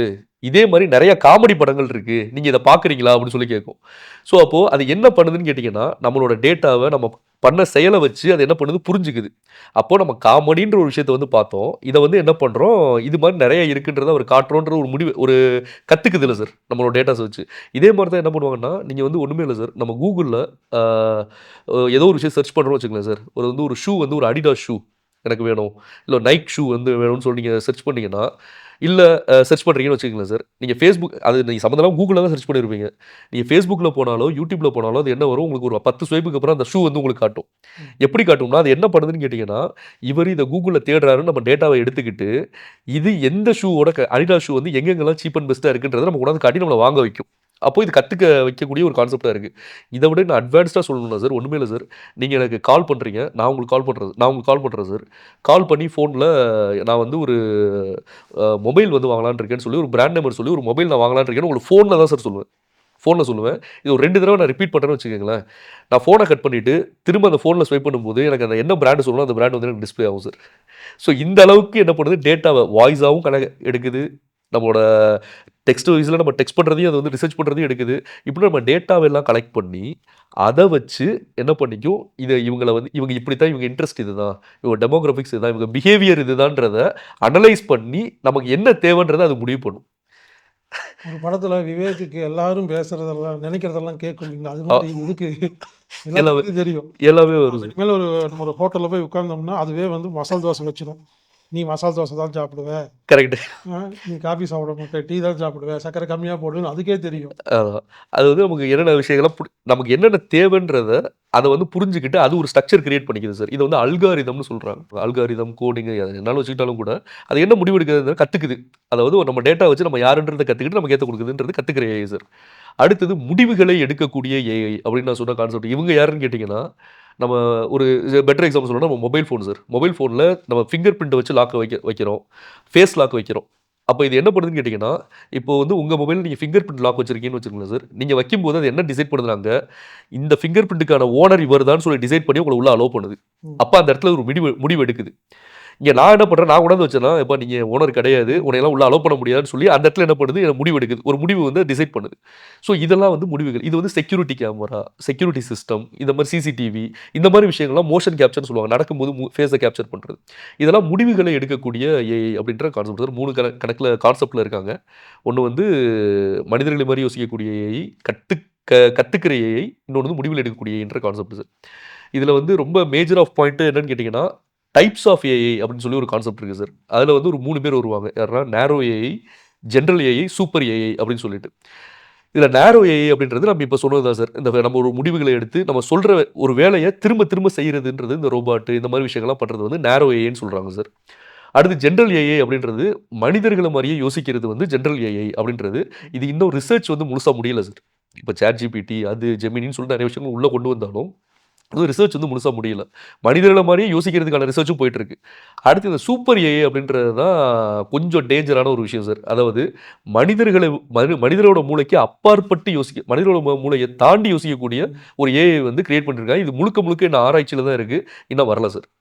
ஸோ இது வந்து வருங்காலத்தில வர்றதுக்கான வாய்ப்பு இருக்கு. இத நானோ டெக்னாலஜின்னு சொல்லுவாங்க. என்ன பண்ணுவாங்கன்னு கேட்டீங்கன்னா, ஒருத்தவங்களோட நரம்பு மண்டலத்த வச்சு, அதாவது அவங்க வந்து ஒரு சில ஃபீலிங்ஸோ, ஒரு சில தாட்ஸ்லாம் நம்ம எப்படி சேவ் பண்றோம்னா, நம்ம மூளையோட இருக்கக்கூடிய தாட்ஸ் இருக்குல்ல சார், அத நம்ம ஒரு ஸ்டோரேஜ் பண்ணிட்டா எப்படி இருக்கும்? அவங்களுக்கு ஒரு பாயிண்ட் கிடைக்கும். இந்த நானோ டெக்னாலஜின்ற ரிசர்ச்லாம் போயிட்டு இருக்கு. நெறைய பெரிய பெரிய பணக்காரங்கலாம் அதில இன்வெஸ்ட் பண்ணிட்டும் இருக்கிறாங்க. ஸோ இன்னும் ஃபுல் அண்ட் ஃபுல் ரிசர்ச்ல தான் இருக்கு. ஸோ இந்த மாரி கான்செப்ட்ல இருக்கு சார். இதுக்கு வந்து ஒரு ப்ராப்பர் ஒரு எக்ஸாம்பிள் என் சைட்லருந்து நான் சொல்லணும்னு நெனைக்கிறேன் சார். என்னன்னா, இப்போ இந்த ஏஐ ஆர்டிஃபிஷியல் இன்டெலிஜென்ஸ்லாம் என்ன அப்படின்ற ஒரு கேள்விக்கு, ஒரு 40 வருஷத்துக்கு முன்னாடி இப்ப நம்ம ஒருத்தர்ட்ட போயி, அவர் வந்து ஃபோன்ல வந்து டயலர் ஃபோன்ல டயல் பண்ணிட்டு இருப்பாரு சார். அவர்ட்ட போயிட்டு, "ஏங்க இன்னும் ஒரு 20 வருஷத்துல நீங்க ஃபோன் எங்க இருக்கோ நீங்க தேடி போகணுன்ற அவசியம் கிடையாது. ஃபோன் பேசுறதுக்கு ஃபோன் எங்க இருக்கோ நீங்க தேடி போய் பேசணுங்கிற ஒயர்லாம் கிடையாது. அத பாக்கெட்ல வச்சுக்கிட்டு, இந்த உலகம் ஃபுல்லா இருக்கிறவங்கள்ட்ட நீங்க பேசலாம்னு சொல்லியிருந்தோம்னா, அவர் என்ன சார் சொல்லியிருப்பாரு? டென்ஷன் ஆயிருப்பாரு. "ஏன்டா என்னப்பா சும்மா ஏதாவது காமெடி பண்ணாதீங்கன்றாரு." 40 வருஷத்துக்கு முன்னாடி. 20 வருஷத்துக்கு முன்னாடி ஒருத்தர்ட்ட வந்து, நம்ம வந்து சொல்றோம். அதாவது என்னன்னா, நீங்க வந்து இன்னும் ஒரு அடுத்த 20 வருஷத்துல நீங்க என்ன பண்ண போறீங்கன்னா, உலகம் ஃபுல்லா இருக்கிற நபர்கள்ட்ட யாரு எந்த நாட்ல இருந்தாலும் சரி, அவங்க ஃபேஸ பார்த்து ஒரு வீடியோ கால்ல நீங்க அவங்கள்ட்ட வந்து பேச முடியும்னு சொன்னா நம்மளே நம்பியிருக்க மாட்டோம். ஆமா. Nokia அந்த மாரி இருக்கும்போது 20 வருஷத்துக்கு முன்னாடி நம்மளே நம்பியிருக்க மாட்டோம். இப்போ பிரசன்ட்ல இப்போ வந்துன்னா அடுத்த 5 வருஷத்துல என்னென்ன மாறப்போகுது இந்த ஏஐனால அப்படின்றதுக்கு ஒரு சின்ன நான் நான் சொல்றேன்னு வச்சுக்கங்களேன் சார். இது வந்து ஒரு ரிசர்ச்சா இருக்கணும், ஒரு ஸ்டாட்டிஸ்டிக்ஸ் இப்படி தான் இருக்குன்றத சொல்லலாம். ஸ்கூலா இருக்கட்டும், காலேஜா இருக்கட்டும், ஹாஸ்பிட்டலா இருக்கட்டும், டிரான்ஸ்போர்ட்டா இருக்கட்டும், செக்யூரிட்டி சிஸ்டமா இருக்கட்டும். இது எல்லாத்துலயும் என்னன்னா, இந்த ரொபாட்டிக்ஸ் அப்படின்ற ஒரு கான்செப்ட் மூலமா எல்லாமே அதுவே செயல்படுத்தக்கான பாயிண்ட் வரும் சார். இத வந்து நெறைய பேர் ஒத்துக்கவும் மாட்டாங்க. இது எப்படி பாசிபிள்னு கேட்குறாங்க. காலேஜ்ல, ஸ்கூல்ஸ்ல வந்து ரொபாட் வந்து கிளாஸ் எடுக்கும். 5 வருஷத்துல அடுத்த 5 வருஷத்துல இம்ப்ளிமெண்ட் ஆகுறதுக்கான பாசிபிலிட்டீஸ் நெறைய இருக்கு.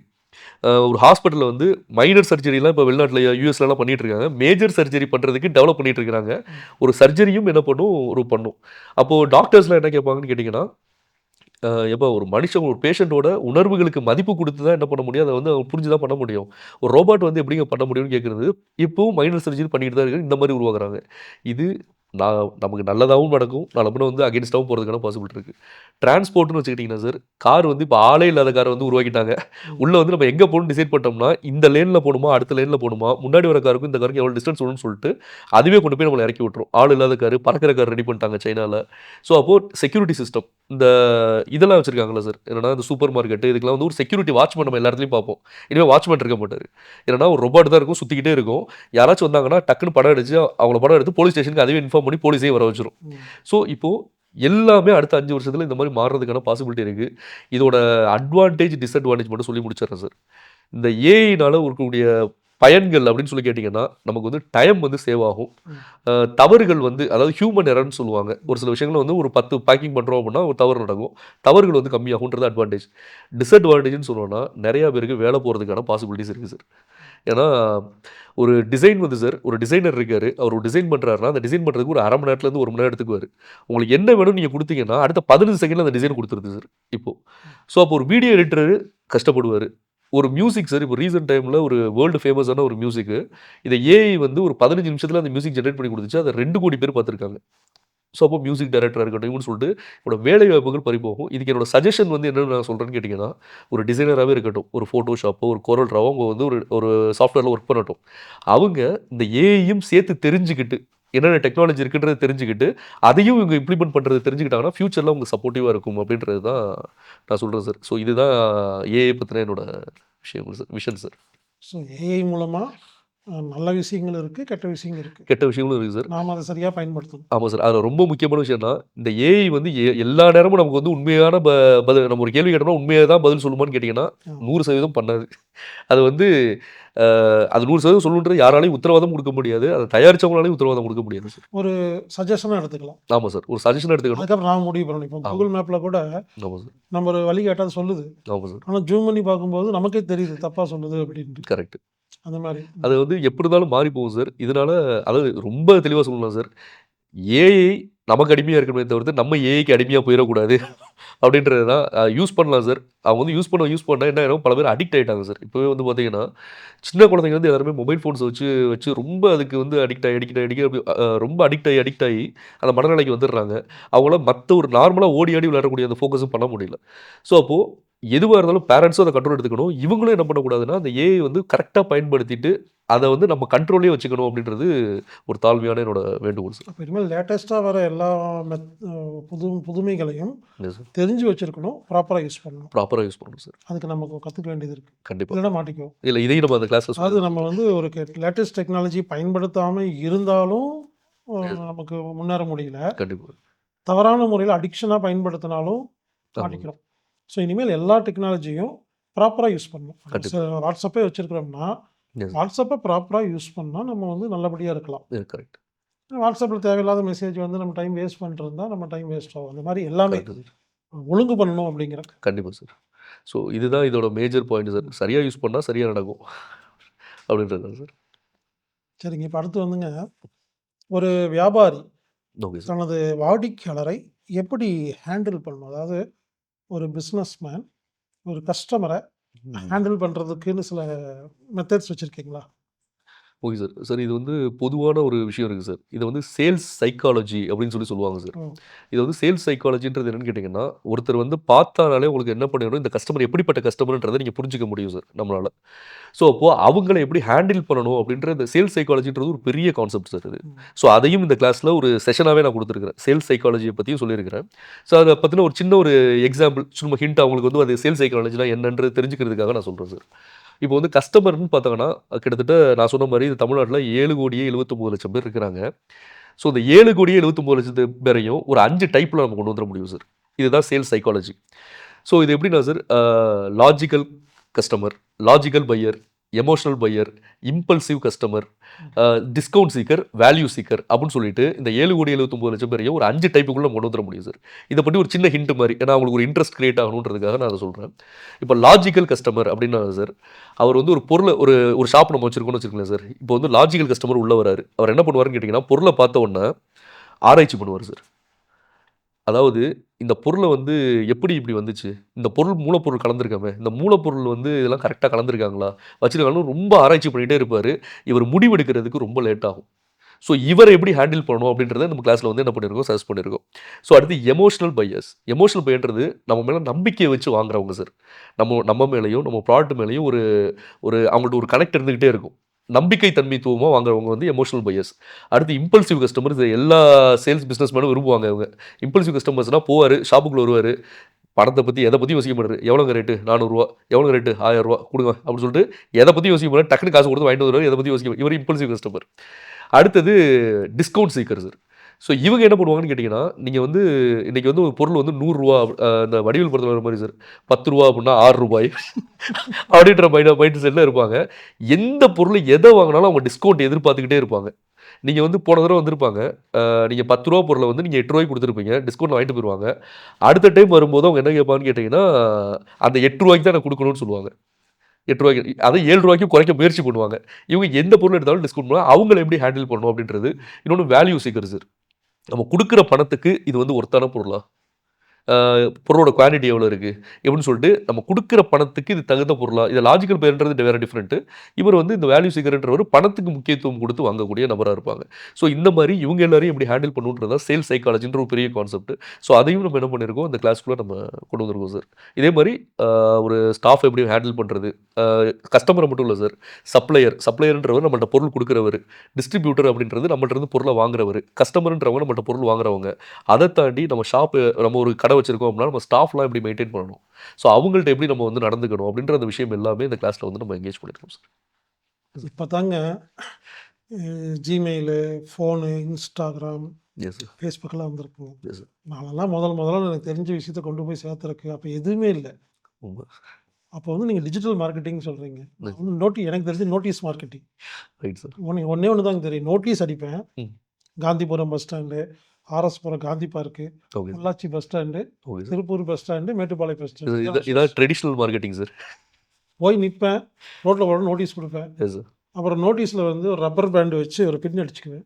Okay sir. அத லைனா பைக்ல ஒப்பனக்கார வீதி, கிராஸ்கட் ரோடு எங்கெங்கெல்லாம் பைக் லைனா நிக்குதோ ஓகே சார். மாட்டி விட்டே போறது. கார்ல மாட்டி விட்டே போறது. ஓகே. இதுக்கு நெறைய பேர் கூப்பிட்டு திட்டுவாங்க. ம். "ஏன் பைக்ல எதுக்கு மாட்டுன?" அப்படிம்பாங்க. ம். ஒருத்தர் ஃபோன் பண்ணி, "நீ என் கார்ல மாட்டிட்டு போயிட்ட." மழை வந்தனால அந்த நோட்டீஸோட பிரிண்ட் வந்து கார்ல ஒட்டிக்கிச்சு. ம். ம். ம். "எங்க இருக்க? எனக்கு வந்து ரூ. 10,000 குடு." அப்படிலாம் கேட்டுருக்காங்க. ஓகே. ஓகே. ஸோ எனக்கு இப்பதான் இவ்வளோ இருக்குதுங்க. நம்மள ஆரம்ப காலத்தில பார்த்தீங்கன்னா, ஒண்ணுமே இருக்காது. என்ன பண்றதுன்னே தெரியாது. புரியுது. நோட்டீஸ் அடிப்போம், ரோட்ல கொண்டு போய் குடுப்போம். இது ஒண்ணு தான் ஆக்சுவலா அத பண்ணியே வந்து அவ்ளோ நோட்டீஸ் குடுத்துருக்குறோம். அவ்ளோ டெவலப் ஆயிருக்குன்னு வச்சுக்கங்களேன். அது அப்படியே புரியுது. ஒருத்தரா தெரிஞ்சு இப்ப இங்க வந்திருக்கிறோம். இல்ல சார். இது ஆக்சுவலா என்னைய பொறுத்தவரைக்கும் இது ரொம்ப பெரிய விஷயம் சார். இது வந்து ஒரு சின்ன விஷயம் வந்து நான் பதிவு பண்ணணும்னு நெனைக்கிறேன் சார் இங்க. ஆக்சுவலா ஒரு விஷயம் வந்து எனக்கு வந்து உங்க சைட்ல இருந்து நடந்த ஒரு இன்சிடென்ட் அத வந்து நான் இங்க பதிவு பண்ணணும்னு நெனைக்கிறேன்.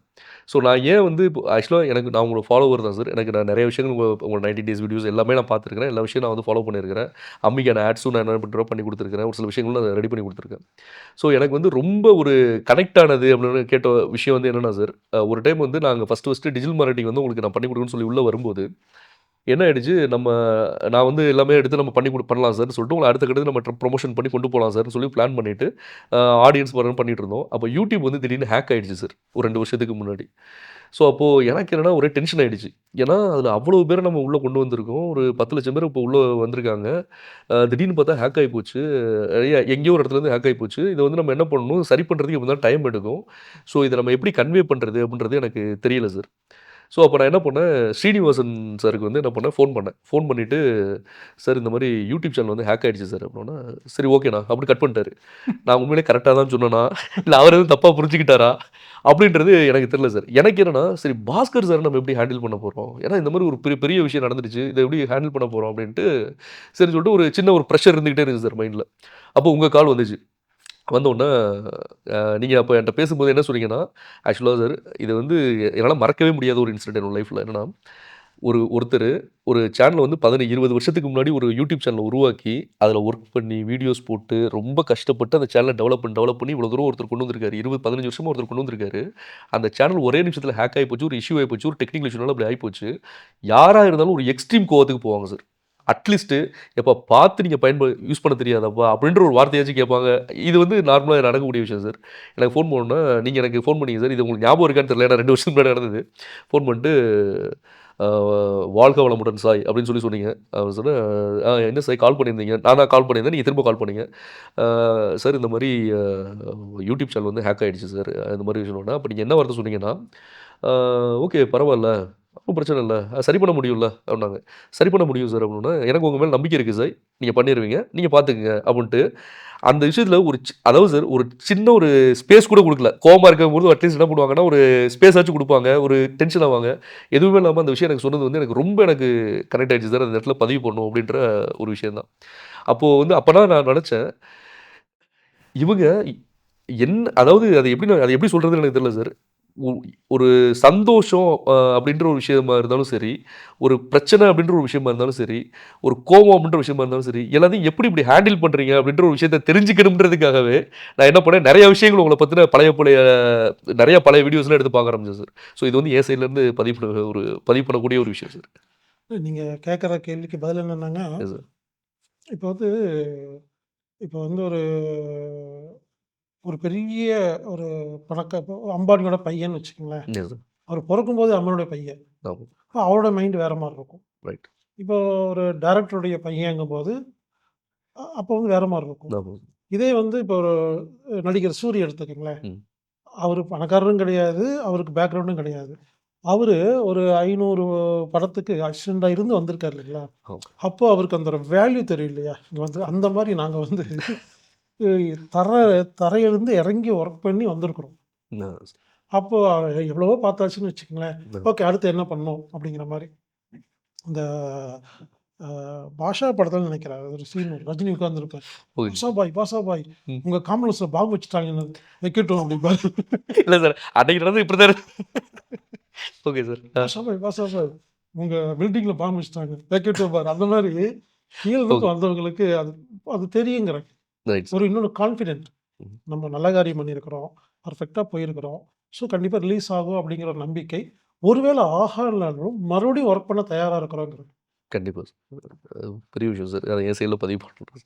ஸோ அதான் சார். அப்போ வந்து இப்போ நம்ம பார்த்தது வந்து பார்த்தீங்கன்னா, கஸ்டமர் ஹேண்ட்லிங் சார். இந்த சேல்ஸ் சைக்காலஜி அப்படின்ற விஷயமும் நம்ம என்ன பண்றோம், இந்த கிளாஸ்ல எங்கேஜ் பண்ணியிருக்கோம். இந்த கிளாஸ் வந்து வர்றவங்க எல்லாருக்குமே ஒரு விஷயத்த தெரிஞ்சுக்கிட்டு போற மாரி இருக்காது சார். எல்லா விஷயத்தையுமே முழுக்க முழுக்க நம்ம என்ன பண்ணிருவோம், கவர் பண்ணிருவோம். ஸோ அ இதுவே அதான் சார். ஒரு தொழில் தொடங்குறாங்க அப்படின்னா, இந்த டிஜிட்டல் மார்க்கெட்டிங்கில 100 விஷயம் இருக்குன்னா, 100 விஷயத்தையும் கத்துக்கணும்னு அவசியம் கிடையாது. ஒரு பிசினஸ் பண்றவங்களுக்கு என்னென்ன தேவையோ, அத மட்டும் தெரிஞ்சுக்கிட்டா போதும். அது தெரிஞ்சாலே பிசினஸ அடுத்த கட்டத்துக்கு கொண்டு போயிடலான்றது தான் இந்த கிளாஸ்ல வந்து நம்ம ஸ்ட்ராங்கா பதிவு பண்றது சார். ஓகேங்க. அப்போ வந்து இந்த டிஜிட்டல் மார்க்கெட்டிங் அப்படிங்கிற இந்த 15 நாள் வகுப்புல எஸ் சார். என்னென்ன விஷயங்கள்லாம் டோட்டலா கவர் பண்ணுவீங்க? சார் இப்போ பேசிக்ல இருந்து பார்த்தீங்கன்னா சார், மார்க்கெட்டிங்னா என்ன? டிஜிட்டல் மார்க்கெட்டிங்னா என்ன? ஒரு வெப்சைட்ட நம்ம எப்படி உருவாக்குறது? அந்த வெப்சைட்ட உருவாக்க சீப் அண்ட் பெஸ்ட்டா நம்ம எப்படி உருவாக்க முடியும்? அப்படின்ற ஒரு விஷயம்.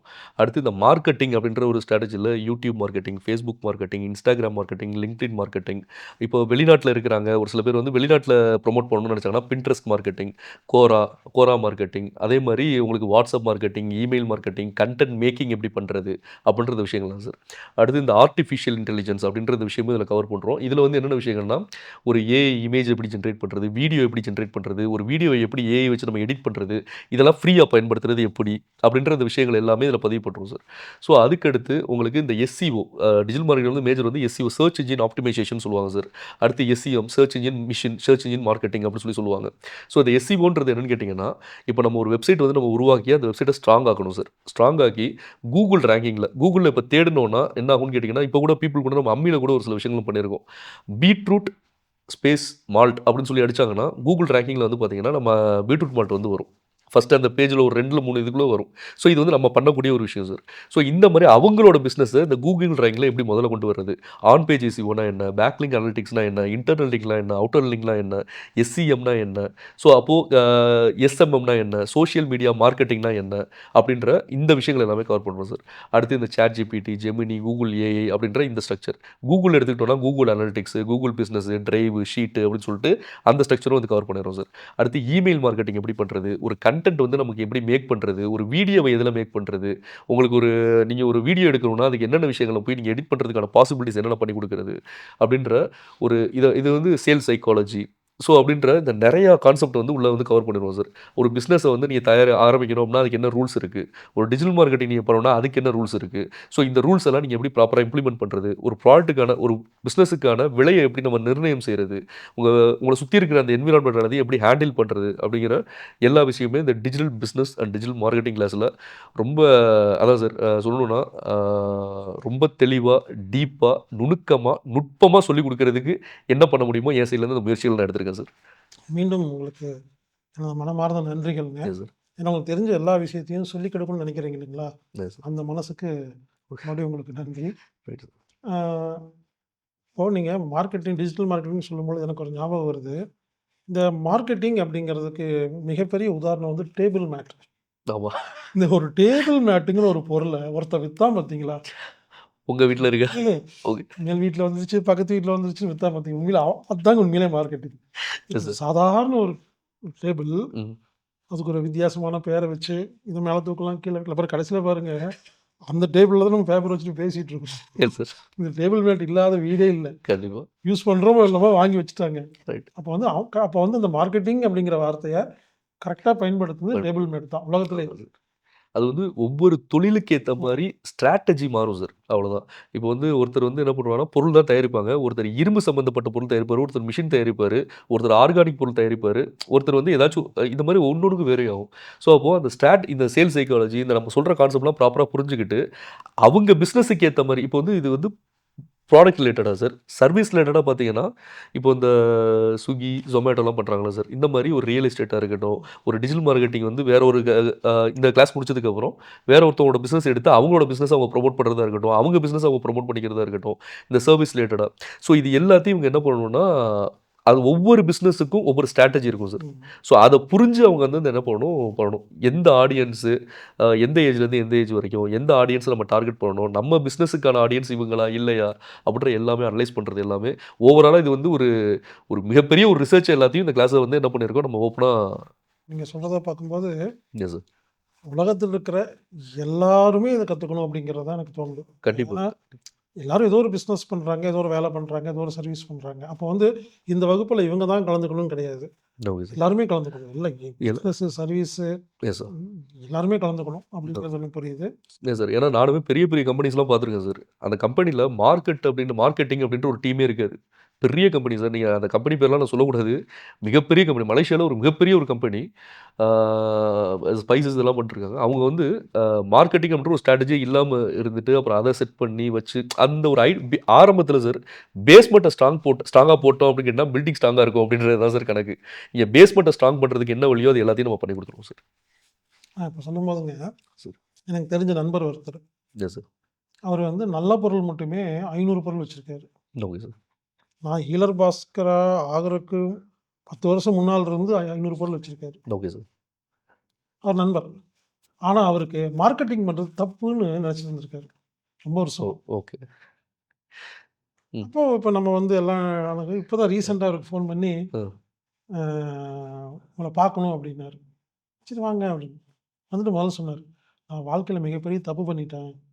மார்க்கெட்டிங் பண்றதே தப்புன்னு நெனச்சுட்டு நான் இத்தன வருஷமா இருந்திருக்கிறேன். என்கிட்ட இவ்ளோ பொருள் இருக்கு. ம். ஆனா எதுவுமே வியாபாரமே ஆகுறதில்ல. ஆனா இப்ப முடிவு பண்ணிட்டேன். ஆ. நீ பேசுறத கேட்டு, ஸோ ஓகே. மார்க்கெட்டிங் வந்து பண்ணலாம். பிசினஸ் பண்ணலாங்கிறத நான் புரிஞ்சுக்கிட்டேன் அப்படின்னு வந்தாரு. எனக்கு உண்மையா ரொம்ப சந்தோஷமா இருந்துச்சு. அதாவது ஓகே சார்.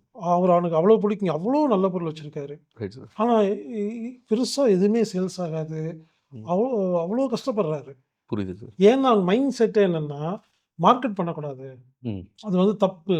ஓகே. நெறைய பேருங்க வியாபாரம் பண்றதே தப்புன்னு நெனச்சுட்டு இருக்கிறாங்க. கரெக்ட். அத வந்து நம்ம அத உடைக்கணும். நல்லது. வியாபாரம் பண்றது தப்பு இல்ல. கெட்ட வியாபாரம் பண்றது தான் தப்பு அப்படிங்கிறத புரிய வைக்கணும். கண்டிப்பா சார். அது நல்ல பொருள்ன்றது ஒருத்தவங்களுக்கு தெரியவே படுத்தலைன்னா அது கஷ்டமா போயிரும் சார். ஸோ அதுதான் அத கண்டிப்பா இந்த வகுப்பு வந்து கண்டிப்பா எல்லாருக்கும் ஒரு நல்ல சப்போர்ட்டா இருக்கும் அப்படின்றது என் சைட்ல ரொம்ப கான்ஃபிடென்ட்டா நான் பதிவு பண்ணிக்கிறேன் சார். அப்போ வந்து ஏற்கனவே பிசினஸ் பண்றவங்க இதில கலந்துக்கிட்டா பிசினஸ் இம்ப்ரூவ் பண்ணலாம். Yes sir. புதுசா பிசினஸ் பண்றவங்க இத கலந்துக்கிட்டு பண்ணாங்கன்னா, ஆரம்பத்துல இருந்தே செய்கூலி சேதாரம் இல்லாம போயிரலாம். கண்டிப்பா சார். அடுத்தது வந்து எந்த பிஸ்னஸும் பண்ணாட்டியும் இத கத்துக்கிட்டு இதையே பிஸ்னஸா பண்ணலாம். ஸோ அதையும் 3 பண்ணலாம். கேட்டகரி. அதையும் பண்ணலாம். ஏதாச்சும் இதுவரைக்கும் ஏதாச்சும் பிசினஸ் பண்ணணுன்ற ஐடியா இருக்கிறவங்களும் எடுத்து பண்ணிக்க முடியும் சார். அதாவது எல்லாம் சார். அதாவது காலேஜ் ஸ்டூடண்ட்ஸ்ல இருந்து, ஒரு டீச்சர்ல இருந்து, ஒரு பெரியவங்கள வரைக்கும் வீட்ல இருக்கக்கூடிய ஒரு ஹவுஸ் ஒய்ஃப்ல இருந்து எல்லாருமே தெரிஞ்சுக்கிட்டு, அவங்க என்ன பண்ணணும், அத இம்ப்ளிமெண்ட் பண்ணணும் சார். இங்க என்ன பிரச்சனைனா, ஒவ்வொரு கிளாஸ்லயும் நம்ம என்னன்னா ஒரு ஆக்டிவிட்டி மாரி நம்ம ம். ப்ரொவைட் பண்ணுவோம் சார். கிளாஸ் முடிஞ்சதுக்கப்புறம் இத நீங்க இன்னைக்கு போய் பண்ணுங்கன்னு சொல்லுவோம். இதெல்லாம் அவங்க ப்ராப்பரா பண்ணிட்டாங்கன்னா, இந்த 15 டேஸ் முடிச்சுட்டு வரும்போது, இவங்க இந்த அதாவது டோட்டலாவே இந்த கான்செப்ட்டே அவங்க வேற மாரி ஒரு ஆங்கிள்ல இருந்து பார்க்கறதுக்கான பாசிபிலிட்டீஸ் நெறைய இருக்கு சார். ஆக்சுவலா முதல்ல நாம வந்து ஒரு 5 நாள் கிளாஸா பிளான் பண்றதா ஆரம்பிச்சோம். ஆமாங்க சார். அப்புறம் 10 நாள் ஆச்சு. முடிக்க முடியல சார். இப்போ சப்ஜெக்ட் இப்போ ஆர்வம் வந்து இப்ப 15 நாளுக்கு மேல போயிட்டு இருக்குது. ஆமா சார். கண்டிப்பா எப்ப இருந்தாலும் 15 நாளு 15 நாள தாண்டி வந்துரும் சார். அதான் எனக்குமே என்னன்னா, அ நீங்க சொன்ன ஒரு விஷயம் தான் சார். ஒரு ஒரு விஷயத்த சொன்னோம்னா, கரெக்ட்டா சொல்லிறணும். ஆமா. அதுல என்ன பண்ணக்கூடாதுன்னா, எந்த ஒரு மறைச்சு, கிறைச்சு இந்த மாரி விஷயங்கள்லாம் சொல்லக்கூடாது. அப்ப எல்லாத்தையும் சொல்லணும்னு முடிவு பண்ணியாச்சுன்னா, 10 நாள்னு டிசைட் பண்ணி 10 நாளுக்குள்ள நானும் முடிக்கிறதுக்கு முயற்சி பண்ணேன். ஆனா அது நல்லாவும் இருக்காதுன்றதுனால, எவ்வளவு நாள் போட்டுமோ போகட்டும். என்னைக்கு முடியுதோ அதுதான் வந்து டேட்டு அப்படின்றத ஃபிக்ஸ் பண்ணியாச்சு சார். இந்த வகுப்பு வந்து அ என்னைக்கு ஆரம்பிக்குதுங்க? சார் டிசம்பர் 15ல இருந்து 26 வரைக்கும் இப்ப நம்ம ஃபிக்ஸ் பண்ணியிருக்கோம் சார். இது கண்டிப்பா ம். எக்ஸ்டெண்ட் ஆகும். அது வந்து நம்ம ஆட்ல வந்து இனிமே ஃபியூச்சர்ல வந்து நம்ம என்னன்றத அத அப்டேட் பண்ணிடலாம் சார். அ ஃபர்தரா நம்ம என்ன பண்ணலான்றத அப்டேட் பண்ணிடலாம். இந்த அ என்ன டைம்ல இந்த ஆன்லைன்ல என்ன டைம்ல பார்க்க முடியும்? Okay sir. ஈவினிங் வந்து 7 டூ 8 அப்படின்றத ஃபிக்ஸ் பண்ணியிருக்கு சார். 7 டூ 8ன்ற டைம் வந்து எங்கேஜ் அப்ப பண்ணிக்குவாங்க. வந்து அந்த 7 டூ 8 மட்டும் தான் பார்க்க முடியுங்களா? இல்ல சார். அந்த 7 மணிக்கு இப்ப கிளாஸ் வந்து அது 6 மணிக்கும் ஸ்டார்ட் பண்ணணும்னா 6 டூ 7ன்னா, இப்ப 6 மணிக்கு ஆரம்பிக்குதுன்னு வச்சுக்கங்களேன் சார். இந்த 6 மணிலருந்து அடுத்த நாள் ஈவினிங் 6 மணி வரையும் 24 மணி நேரம் அந்த டே 1 வந்து அவைலபிள் இருக்கும் சார். ஓகே. நம்ம முதல்ல என்ன பண்ணிட்டு இருந்தோம்னா, ஒரு வகுப்புன்னா, குறிப்பிட்ட டைம்ல மட்டும் தான் பார்க்குற மாரி ஆன்லைன் ஆமா, நடத்திட்டு இருந்தோம். ஆமா. இப்போ பல பேர் வந்து அந்த குறிப்பிட்ட டைம்ல வேலைய விட்டு வர முடியல, ஓகே சார். ரிப்பீட் பண்ண முடியல அப்படிங்கிறனால, உங்க வசதிக்காக 24 மணி நேரத்தில எத்தன முறை வேணாலும் ரிப்பீட் பண்ணி பார்த்துக்கலாம், நோட்ஸ் எடுத்துக்கலாம் அப்படின்னு கொண்டு வந்திருக்கிறோம். கண்டிப்பா. நெறைய பேர் ரொம்ப வருஷமா கேட்டுருந்தாங்க. Yes sir. அது எனக்கு ரொம்ப மகிழ்ச்சியா இருக்கு. Yes sir. ஏன்னா, ஒவ்வொருத்தருக்கும் ஒவ்வொரு நாட்ல இருக்காங்க, ஒவ்வொரு வேலை இருக்கும். ஆமா. குறிப்பிட்ட டைம்ல உட்கார முடியாது. Yes sir. ஸோ இது இது வந்து வரவேற்கத்தக்க ஒண்ணு. நம்ம 24 ஹவர்ஸ் நம்ம பண்ணியிருக்கிறது. Okay sir. ஸோ இது வந்து அப்பவும் அவங்களால ஏன்னா ஒரு சில விஷயங்கள் இப்ப புதுசா இருக்கிறதுனால ஒரு சில பேர் என்ன பண்ணிருவாங்க, புரிஞ்சுக்கிறதுக்கு கொஞ்சம் டைம் எடுக்கிறதுக்கான பாசிபிலிட்டி இருக்கு. ஸோ எத்தன தடவ வேணாலும் அவங்க ரீவைண்ட் பண்ணி பார்த்துக்கலாம் அப்படின்ற அந்த ஆப்ஷனுக்காக தான் சார். கண்டிப்பா. அருமையான கருத்துக்கள சொன்னீங்க. Yes sir. இதெல்லாம் இப்ப தான் வந்திருக்குங்க. நம்மலாம் ஆரம்பிச்ச காலத்துல இதெல்லாம் சரி தெரிஞ்சிருந்தா சார். இன்னும் எங்கேயோ கொண்டு போய் கண்டிப்பா. சேர்த்துருக்கலாம். கண்டிப்பா சார். ரொம்ப வருஷம் ஆயிடுச்சு. இல்ல ஸோ சார். ஒரு 20 வருஷம் அ கஷ்டப்பட்டு உழைச்சு கொண்டு வரத, இந்த டிஜிட்டல் மார்க்கெட் தெரிஞ்சிருந்தா 2டே வருஷத்துல கொண்டு போய் சேர்த்திரலாங்கிறதா கண்டிப்பா கருத்து சார். இல்லைங்களா? 3 மாசத்துல ஒரு பிசினஸ ஸ்டாண்டர்ட் பண்ண முடியும் சார். 1 இயர்ல அவங்களுக்கான டோட்டல் கிளியரன்ஸையும் அதாவது என்னன்னா சார், ஒரு 1000 கஸ்டமர் வந்து ஒரு பிசினஸ்குள்ள வந்துட்டாங்கன்னா, பிசினஸ் செட்டில் ஆயிடும். ம். அந்த 1000 பேர்ல 500 பேர் வந்து ரிப்பீட்டடா வாங்குவாங்க, வப்பாங்க. அந்த மாரி விஷயங்கள் வரும்போது ஒரு 1000 பேர சேர்க்கணுன்றது தான். அது எல்லாமே டீட்டெயில்டா நம்ம சொல்லிருவோம் சார், கிளாஸ்ல. ஸோ அது அவங்களுக்கு வந்து அத கத்து பார்க்கிறதோ, தியரிட்டிக்கலா அத வந்து இது பண்றதோ கிடையாது. பிராக்டிகலா அவங்க என்ன பண்ணி பார்க்கணும், ட்ரை பண்ணி பார்க்கணுன்றது தான் என்னோட ஒரே ஒரு வேண்டுகோள் சார். அவ்வளோதான். மத்தபடி எதுவுமே கிடையாது. அதனால உங்க எல்லாருக்கும் எனக்கு என்ன வேண்டுகோள்னா, தயவு செய்து எல்லாருமே ஒரு காலேஜ் ஸ்டூடெண்ட்டா இருந்தா கத்துக்கலாம். எப்படி காலேஜ் படிச்சு முடிச்சுட்டு எங்கேயோ வேலைக்கு போறாரு, பிசினஸ் பண்ண போறாரு. சார். ஸோ காலேஜ் ஸ்டூடெண்ட்லேருந்து, பிஸ்னஸ் பண்ணுறவங்கலேருந்து, என் வீட்ல ஹவுஸ் ஒய்ஃபா இருக்கவங்க கூட கத்துக்கிட்டாங்கன்னா, கண்டிப்பா சார். வீட்லேருந்தே அவங்க சம்பாரிக்கலாம். அதனால எல்லோரும் கலந்து கொள்ளுங்கள். கண்டிப்பாக இது வந்து மிக, மிக ஒரு உபயோகமான ஒரு வகுப்பாக இருக்கும். இதுவரைக்கும் எனக்கு தெரிஞ்சு உலகத்தில யாருமே இவ்வளோ டீட்டெயிலா சொல்லியிருக்க மாட்டாங்க அப்படின்னு நெனைக்கிறேன். ஏன்னா தனித்தனியா இருக்குது. நீங்க சொல்றத பார்த்தேன். நீங்க சொல்ற ஒரு 100 சப்ஜெக்ட்னு வச்சுக்கங்களேன். ஓ! ஒவ்வொன்னும் தனித்தனியா வேற, வேற இடத்துல போய் நம்ப எஸ் சார். வாங்க வேண்டியதா இருக்குது. கண்டிப்பா. இன்னொன்னு அத அவங்க முழுமையாவும் சொல்லல. ஆமா. அப்படி இருக்கும் பொழுது, டிஜிட்டல் மார்க்கெட்டிங் சம்மந்தப்பட்ட எல்லா விஷயங்களையும் எஸ். தெளிவாக, அதே சமயத்தில ஓப்பனாக, எந்த ஒரு ஒளிவுமறைவும் இல்லாம நீங்க இந்த வகுப்புல நடத்துறீங்க. Yes sir. அதற்காக எனது மனமார்ந்த வாழ்த்துக்கள். Yes sir. நண்பர்களே, தயவு செய்து இந்த வகுப்புல முழுமையாக கலந்து நீங்க பயன்பெறுங்கள். இது ஒரு அவசியமான வகுப்பு. எல்லோரும் கலந்து கொள்ள வேண்டிய ஒரு அவசியமான வகுப்பு. கண்டிப்பாக இந்த வகுப்பு முடிக்கும் பொழுது, உங்களுக்கு புரிதல் ஏற்படும். "ஓ! இதில இவ்வளவு இருக்குதா?" அப்படிங்கிறது புரிதல் ஏற்படும். கண்டிப்பா இது வந்து யூஸ்ஃபுல்லான ஒரு அவசியமான ஒரு வகுப்பு.